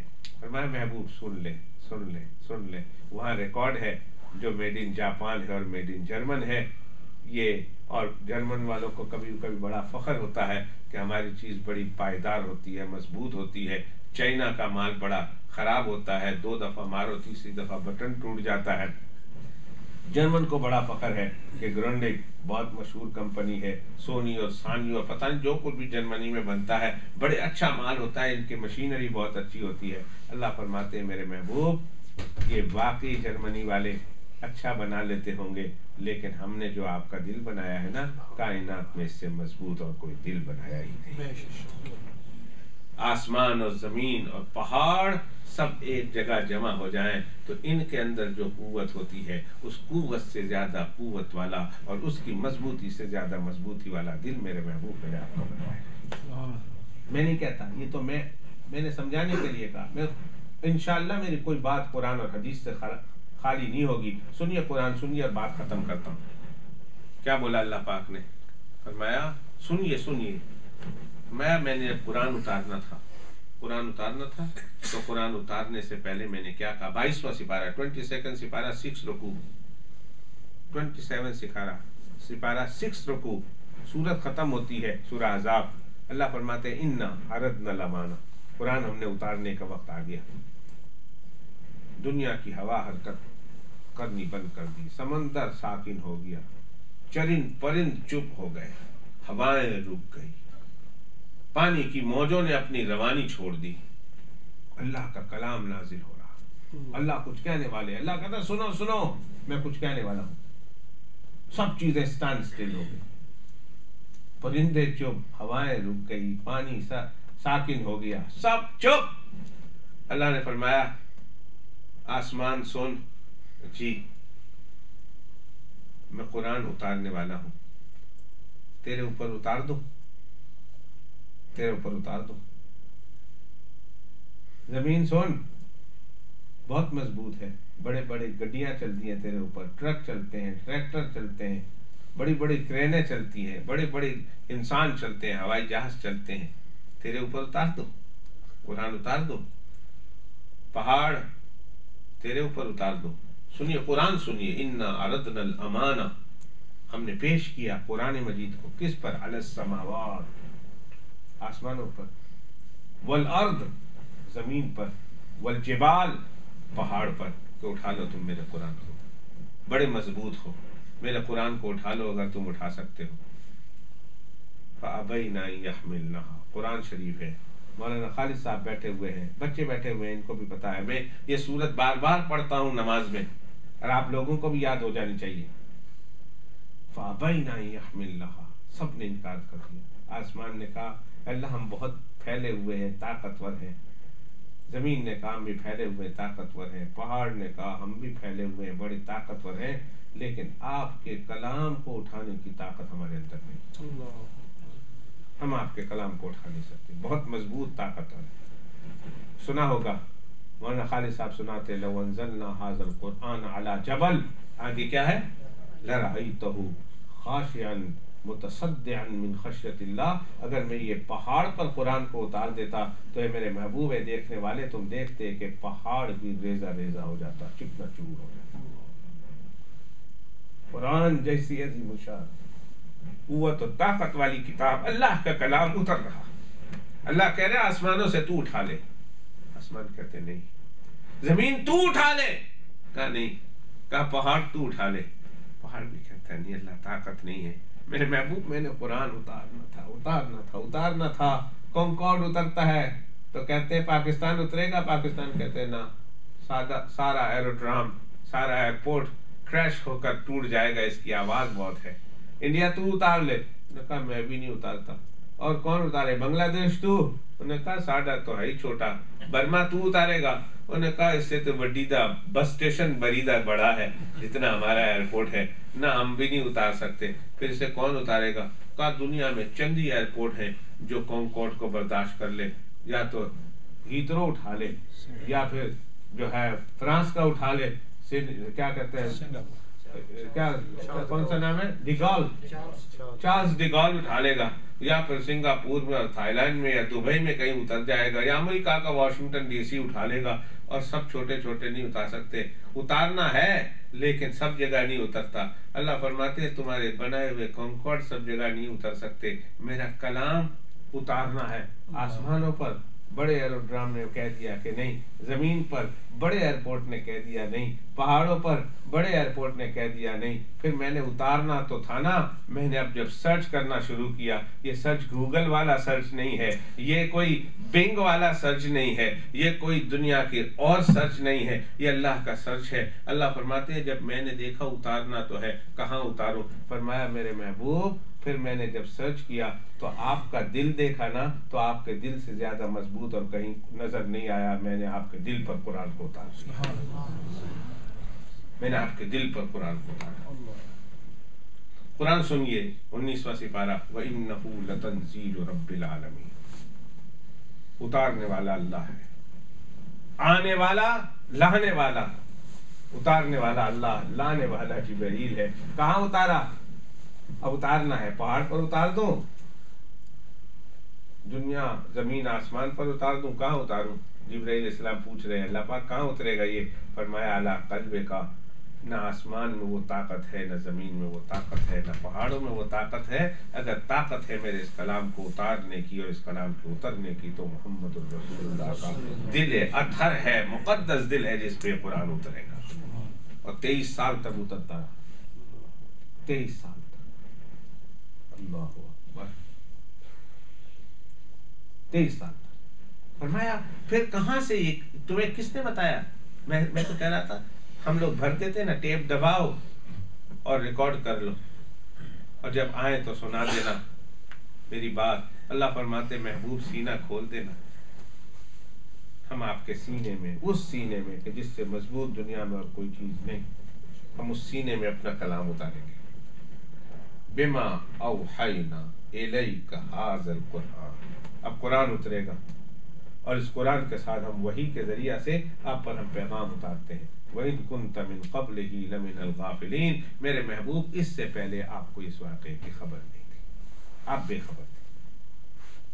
چنانچہ جب قرآن مجید اترا، اب پوچھنے آ رہے، یہودی آ گئے، مشرکین آ گئے کہ آپ نے ٹائم دیا تھا نا کہ ہم آپ کو بتائیں گے یوسف علیہ السلام کا قصہ، ہم تو پوچھنا چاہتے ہیں کیا ہوا اے محمد صلی اللہ علیہ وسلم؟ تو اللہ کے پیغمبر صلی اللہ علیہ وسلم فرمایا میرے رب نے بھیج دیا ہے، میرے رب نے بتا دیا۔ جس یہ بات یاد رکھیے، ایک عقیدہ بتاتا چلوں، شاید آگے چل کر بات نہ نکلے، اور نکلے گی تو واپس بتاؤں گا۔ ایک عقیدہ بتاتا چلوں، اللہ کی تمام مخلوقات میں، تمام مخلوقات میں، فرشی ہو، عرشی ہو، زمین کے ہو، آسمان کے ہو، ایسی جگہ کے رہنے والے ہوں جہاں ہمارے وہم و گمان بھی نہ جاتے ہوں، اللہ کی ان تمام مخلوقات کو اللہ نے جو علم دیا ہے نا، جو علم، وہ تمام علوم ایک طرف رکھ دیے جائیں۔ دنیا میں کوئی ایسی اسکیل بنے کہ جس میں ان تمام لوگوں کے علوم کو، انسانوں کے، ملائک کے، جنات کے، جانوروں کے، خدا کی اور مخلوقات کے، جتنے بھی انسان اللہ نے مخلوقات بنائی ہے ان کو جو علم دیا ہے، ان تمام لوگوں کے علوم کو ایک جگہ اکٹھا کر دیا جائے اور دوسرے پڑھنے میں جناب رسول اللہ صلی اللہ علیہ وسلم کا علم لا کر رکھ دیا جائے، تو اللہ کی قسم کھا کے کہتا ہوں تمام انسانوں کا علوم کی مثال دیتے ہوئے کہتا ہوں اس کی مثال ایک قطرہ کی ہوگی، اور رسول اللہ صلی اللہ علیہ وسلم کے علوم کی مثال سمندر، اور سمندر بھی وہ جس کا کوئی کنارہ نہیں، اتنا زیادہ علم دیا۔ لیکن یہ علم رسول اللہ صلی اللہ علیہ وسلم کو میرے اللہ نے دیا۔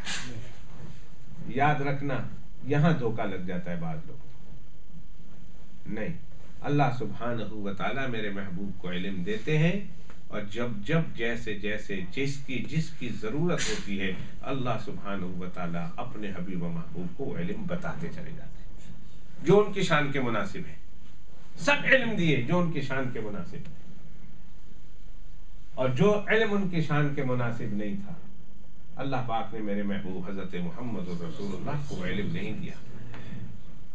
آخری، بالکل آخری زمانہ ہے، 2-3 منٹ ہے، آخری ایام ہے، دین مکمل ہو رہا، دین مکمل ہو گیا، مکمل ہو رہا، اللہ کے پیغمبر السلام نے واپس چلے جانا ہے، پردہ فرما جانا ہے، تو پھر اب خلاصہ، دین کا نچوڑ اور خلاصہ۔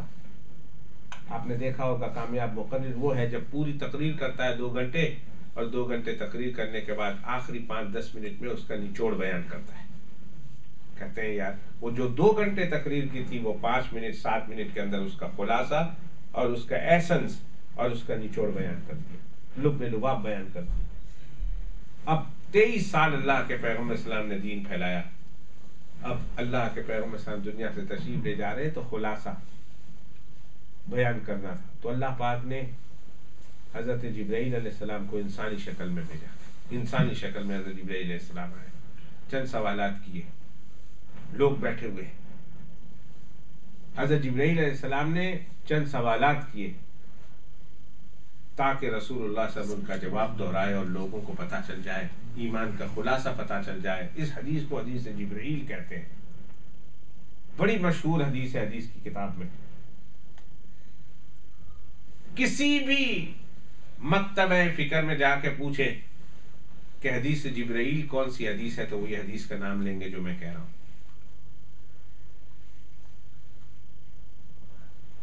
چند سوال کیے حضرت جبرائیل علیہ السلام نے آ کر انیوژول سرکمسٹانسز اور انیوژول ہیئت میں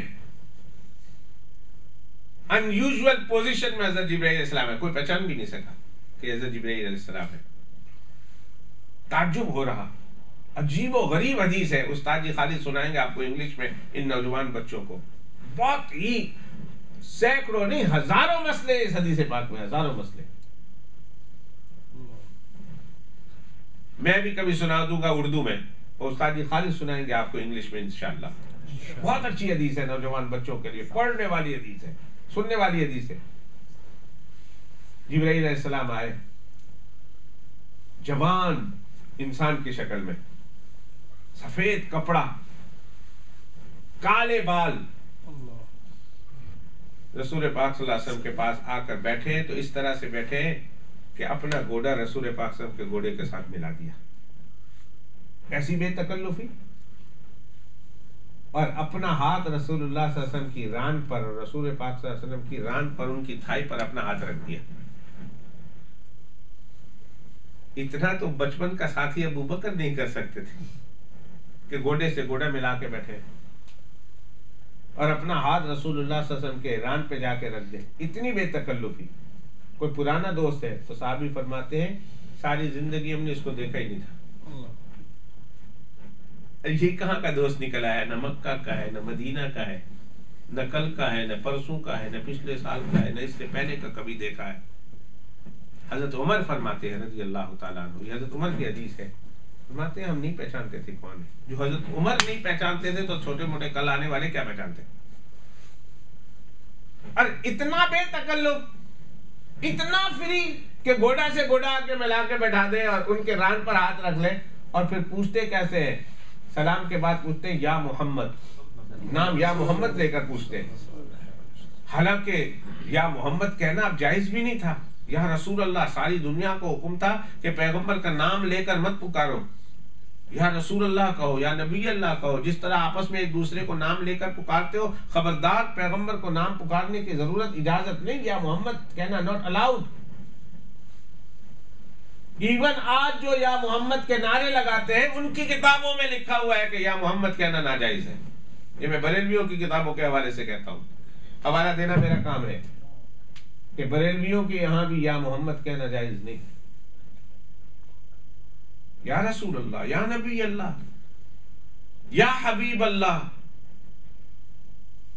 اس طرح کے عزت والے الفاظ کے ساتھ اللہ کے پیغمبر صلی اللہ علیہ وسلم کا پکارنا ہے, نام لے کر پکارنا نہیں. انہوں نے نام لے کر پکارا.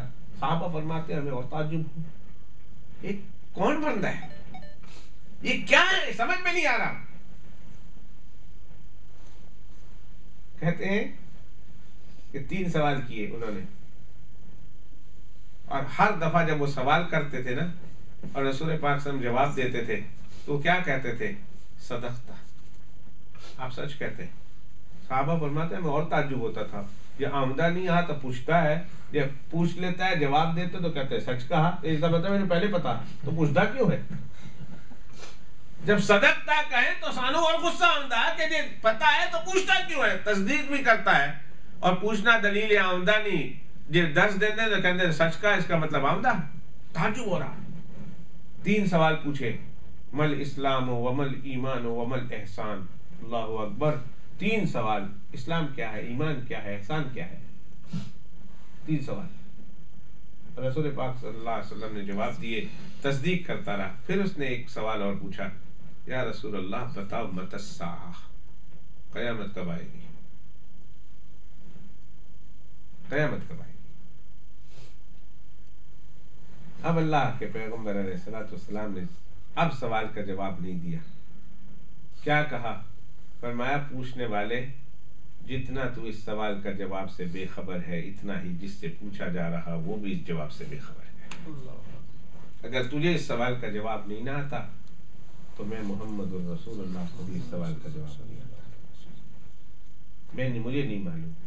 تجھے معلوم ہے قیامت کب آئے گی؟ نہیں نا، مجھے بھی نہیں معلوم قیامت کب آئے گی. ہاں میں تمہیں چند علامتیں بتا دیتا ہوں، چند نشانیاں بتا دیتا ہوں. یہ نشانیاں ہیں، جب یہ نشانیاں ظاہر ہونے لگ جائیں تو سمجھ لینا کہ قیامت نیڑے ہے، دور نہیں. میں نشانی تو بتا سکتا ہوں. اور پھر رسول پاک صلی اللہ علیہ وسلم نے نشانی بتائی. دوستو آپ حیران ہوں گے، 1400-1500 سال پرانی بات کر رہا ہوں، لیکن اللہ اکبر وہ نشانی ایسے پوری ہو کر نظر آ رہی ہے کہ دنیا حیران ہے، کافر ماننے پر مجبور. فرمایا وہ زمانہ آئے گا کہ جب بکریاں چرانے والے، بھیڑ چرانے والے، اونٹ چرانے والے بڑی بڑی بلڈنگیں صحراؤں میں قائم کریں گے. آج دبئی جا کے دیکھ لو، یہ حدیث پوری نظر ہوتی ہوئی نظر آتی ہے. اللہ اکبر. اور یہ تطاولون فی البنیان، اور پھر بڑی بڑی بلڈنگیں بنانے میں فخر محسوس کریں گے کہ تمہارے پاس اگر 700 محلے کی ہے تو ہمارے پاس 800 کی ہے. تمہارے پاس 100 منزل ہے تو ہمارے پاس 120 منزل ہے. تمہارے پاس 1.5 کلومیٹر لمبی ہے تو ہم 2 کلومیٹر لمبی بنائیں گے. 1400 سال پہلے فرمایا. اونٹ چرانے والے، بکریاں چرانے والے، بھیڑ چرانے والے بلڈنگیں بنائیں گے اور اس پر فخر کریں گے کہ ہماری اونچی ہے، ہماری اچھی ہے. اللہ سبحان اللہ. بہت لمبی حدیث ہے یہ، حدیث پاک واقعی سننے والی ہے، بہت عبرت والی حدیث ہے، بڑے سبق آموز اس کے اندر نکات ہے. میں استاد خالد سے بھی کہوں گا کہ انگلش میں وہ اپنے نوجوان آڈینس کو سنائے، اور میں بڈھے آڈینس میں بڈھا آدمی سناؤں گا اس کو انشاءاللہ. آئے گی پوری تفصیل آئے گی. تو جب کبھی حدیث پاک آ گیا موضوع، تو میں آج جیسے آیا پر بڑا لیٹ آیا. مجھے پتا ہے وسیم صاحب کھڑے ہیں، 3 دفعہ باہر گئے کہ بند بھی کرو میں جانا ہے، پر مجھے پتا ہے، لیکن کیا کروں، اب آئی ہوئی بات رکتی نہیں. لیکن وقت نہیں ہے حدیث جبرائیل سنانے کا آپ کو علیہ السلام، لیکن سناؤں گا کسی وقت. اس میں اللہ کے پیغمبر صلی اللہ علیہ وسلم فرمایا قیامت کا علم مجھے نہیں معلوم ایگزیکٹلی کہ قیامت کب آنے والی ہے، اونلی اللہ تعالیٰ نوز. تو جن چیزوں کی ضرورت تھی، جو چیزیں بتانی تھی، اللہ نے بتا دی. جب ضرورت پڑی اللہ کو بتانا منظور تھا، اللہ نے بتا دیا. بتاتے چلے گئے. یوسف علیہ السلام کا واقعہ پہلے پتا نہیں، ضرورت پڑی، سوال کیا، کہا محبوب یہ تجھ سے سوال کرتے ہیں کہ تجھے معلوم نہیں ہوگا، ان عقل کے اندھوں کو پتا نہیں، تو اللہ کا پیغمبر ہے. اور اللہ اپنے پیغمبر کو جب جب جب ضرورت پڑتی، جس وقت ضرورت پڑتی ہے اللہ بتاتا چلا جاتا ہے. میرے محبوب آپ سن لے، بما اوحینا الیک ھذا القرآن. یہ تو سچ کہتے ہیں کہ آپ کو پتا نہیں، لیکن یہ بھی سمجھتے ہیں کہ آپ بتا بھی نہیں پائیں گے. کہ ان کو یہ معلوم نہیں کہ اللہ کا نبی ہوتا ہے، اور اللہ کا نبی کا اللہ سے براہ راست تعلق ہوتا ہے، اور اللہ اپنے نبی کے رہنمائی کرتا ہے. بما اوحینا الیک ھذا القرآن. محبوب اپنا سینہ کھول کے بیٹھ جا، میں بیان کرتا جاتا ہوں، سینے میں ٹیپ کرتا چلا جا، اور جب جب ٹیپ مکمل ہو گیا آ جائیں گے سننے والے، بٹن دبا دینا، ان کو سنا دینا. سنانا، زبان کھولنا تیرا کام ہوگا، تیری زبان سے بن و ان قصہ یوسف کو سنا دینا ہمارا کام.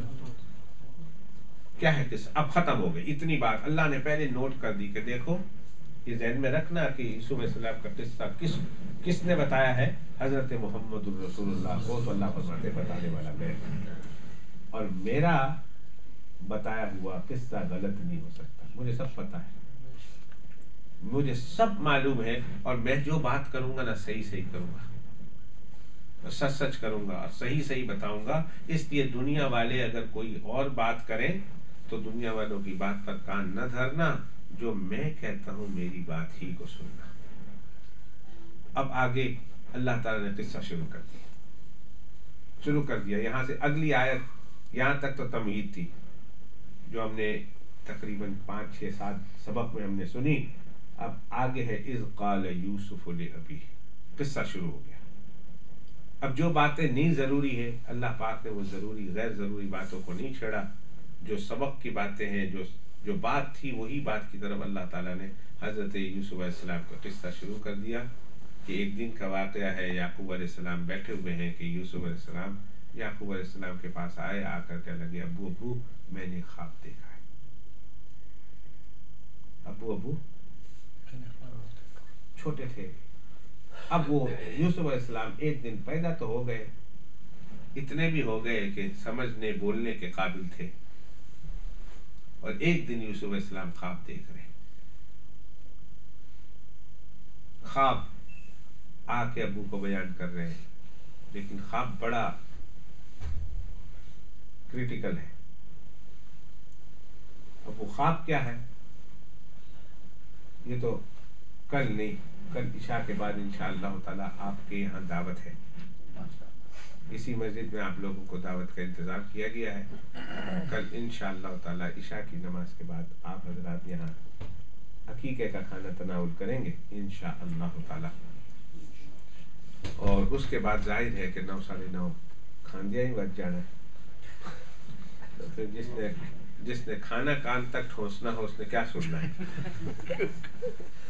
کھانا کھاندیا اتنے تاڑی اسی پہنچانا ہے انشاءاللہ۔ تو جس نے کھانا ادھر تک پہنچانا ہو وہ کیا سنے گا، تو کل تو ہوگا نہیں، پھر پرسوں آ جائے گی بدھ کے دن، اور بدھ کے بعد پھر جمعرات کو اتنا کھا لیں کہ بدھ کو ہضم کر لیں، پھر جمعرات کو اس کان تک پہنچائیں گے انشاءاللہ۔ 2 دن دعوت ہے نہیں جمعرات کی دعوت ہے، پکی بات ہے نہیں، میں واپس پکا کرا رہا ہوں آپ کے سامنے، دیکھ لو، کل والا تو ہے نہیں، وہ تو پکی ہے، اس کو تو میں نے کرا دی پکی، اور یہ انشاءاللہ تعالیٰ جمعرات کو بھی انشاءاللہ ایک اور دعوت ہوگی، وہ بھی عقیقہ کی ہے۔ تو کل کو ادھر تک سجے کان میں، اور پھر کھبے کان میں انشاءاللہ جمعرات تک انشاءاللہ اللہ نے چاہا تو ہم جمعرات کو بھی دیکھیں گے۔ بدھ کے دن ہم انشاءاللہ یہ واقعہ شروع کرتے ہیں، اور بڑا عجیب و غریب اس کے اندر بھی موتی ہے، ہیرے ہیں جو اللہ پاک نے چھپا رکھے ہیں۔ جب آپ سنیں گے تو انشاءاللہ بہت ساری باتیں ایسی ہوں گی جو نئی ہوں گی، اور آپ کے ایمان میں بھی اضافہ کریں گی، اور آپ کی معلومات میں بھی اضافہ کریں گی۔ اللہ تعالیٰ بیٹھنا، سننا اور سمجھنا اور اللہ آگے پہنچانا ہم سب کے مقدر میں فرمائے۔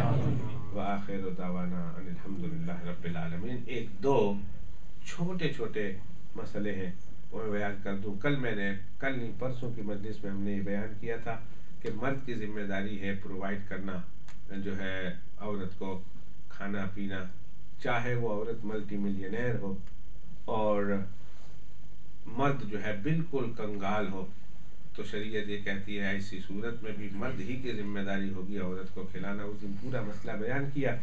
تو اب یہ کہ مرد نہیں حاصل کر سکتا تو زکوٰۃ لے، اور زکوٰۃ لے کر جو ہے وہ عورت کو کھلائے۔ عورت کی ذمہ داری نہیں ہے کہ بہرحال وہ کہیں سے خرچ کرے، چاہے وہ ملٹی ملینئر کیوں نہ ہو اپنے شوہر پر۔ تو اس میں اندر کمرے میں گیا ہوں تو ہمارے خالد بھائی کا فون آیا، اور خالد بھائی نے ایک سوال کیا اور مجھے اچھا لگا۔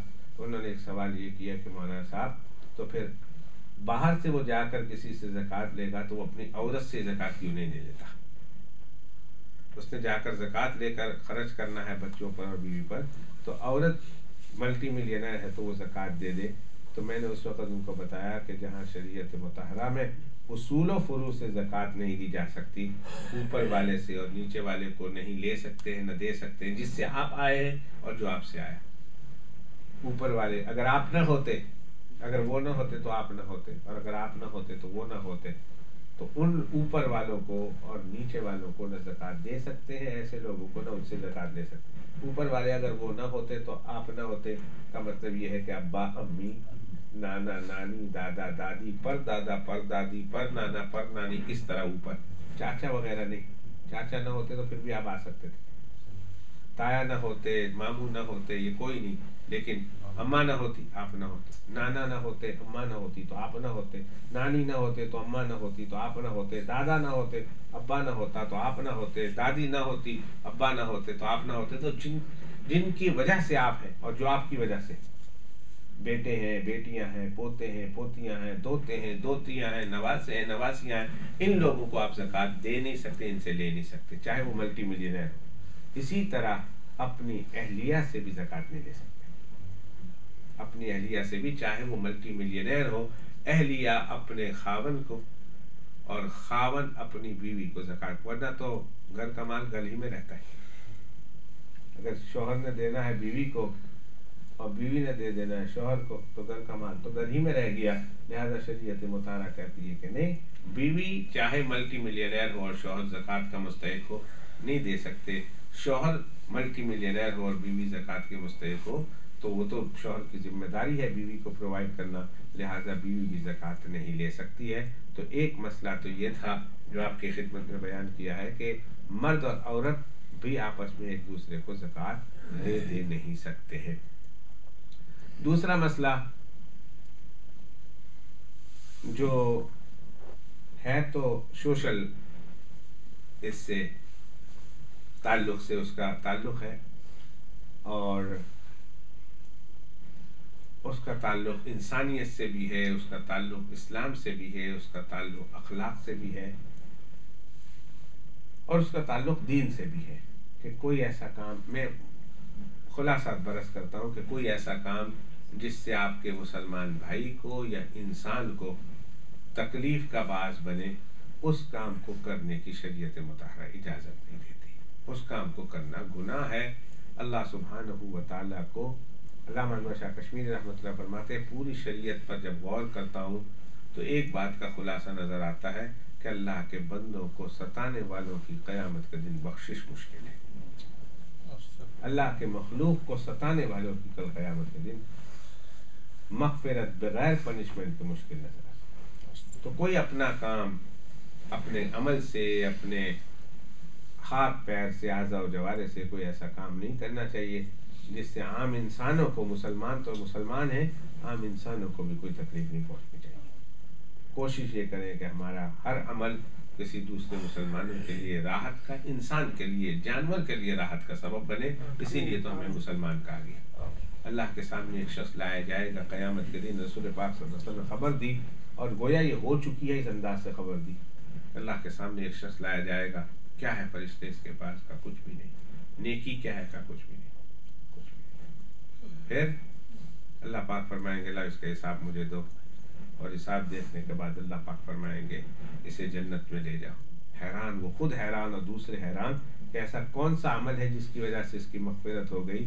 تو حدیث پاک میں آتا ہے کہ ایک دفعہ وہ رستے سے گزر رہا تھا تو اس نے رستے میں دیکھا ایک درخت ہے، اور درخت کی برانچز پھیلی ہوئی ہے.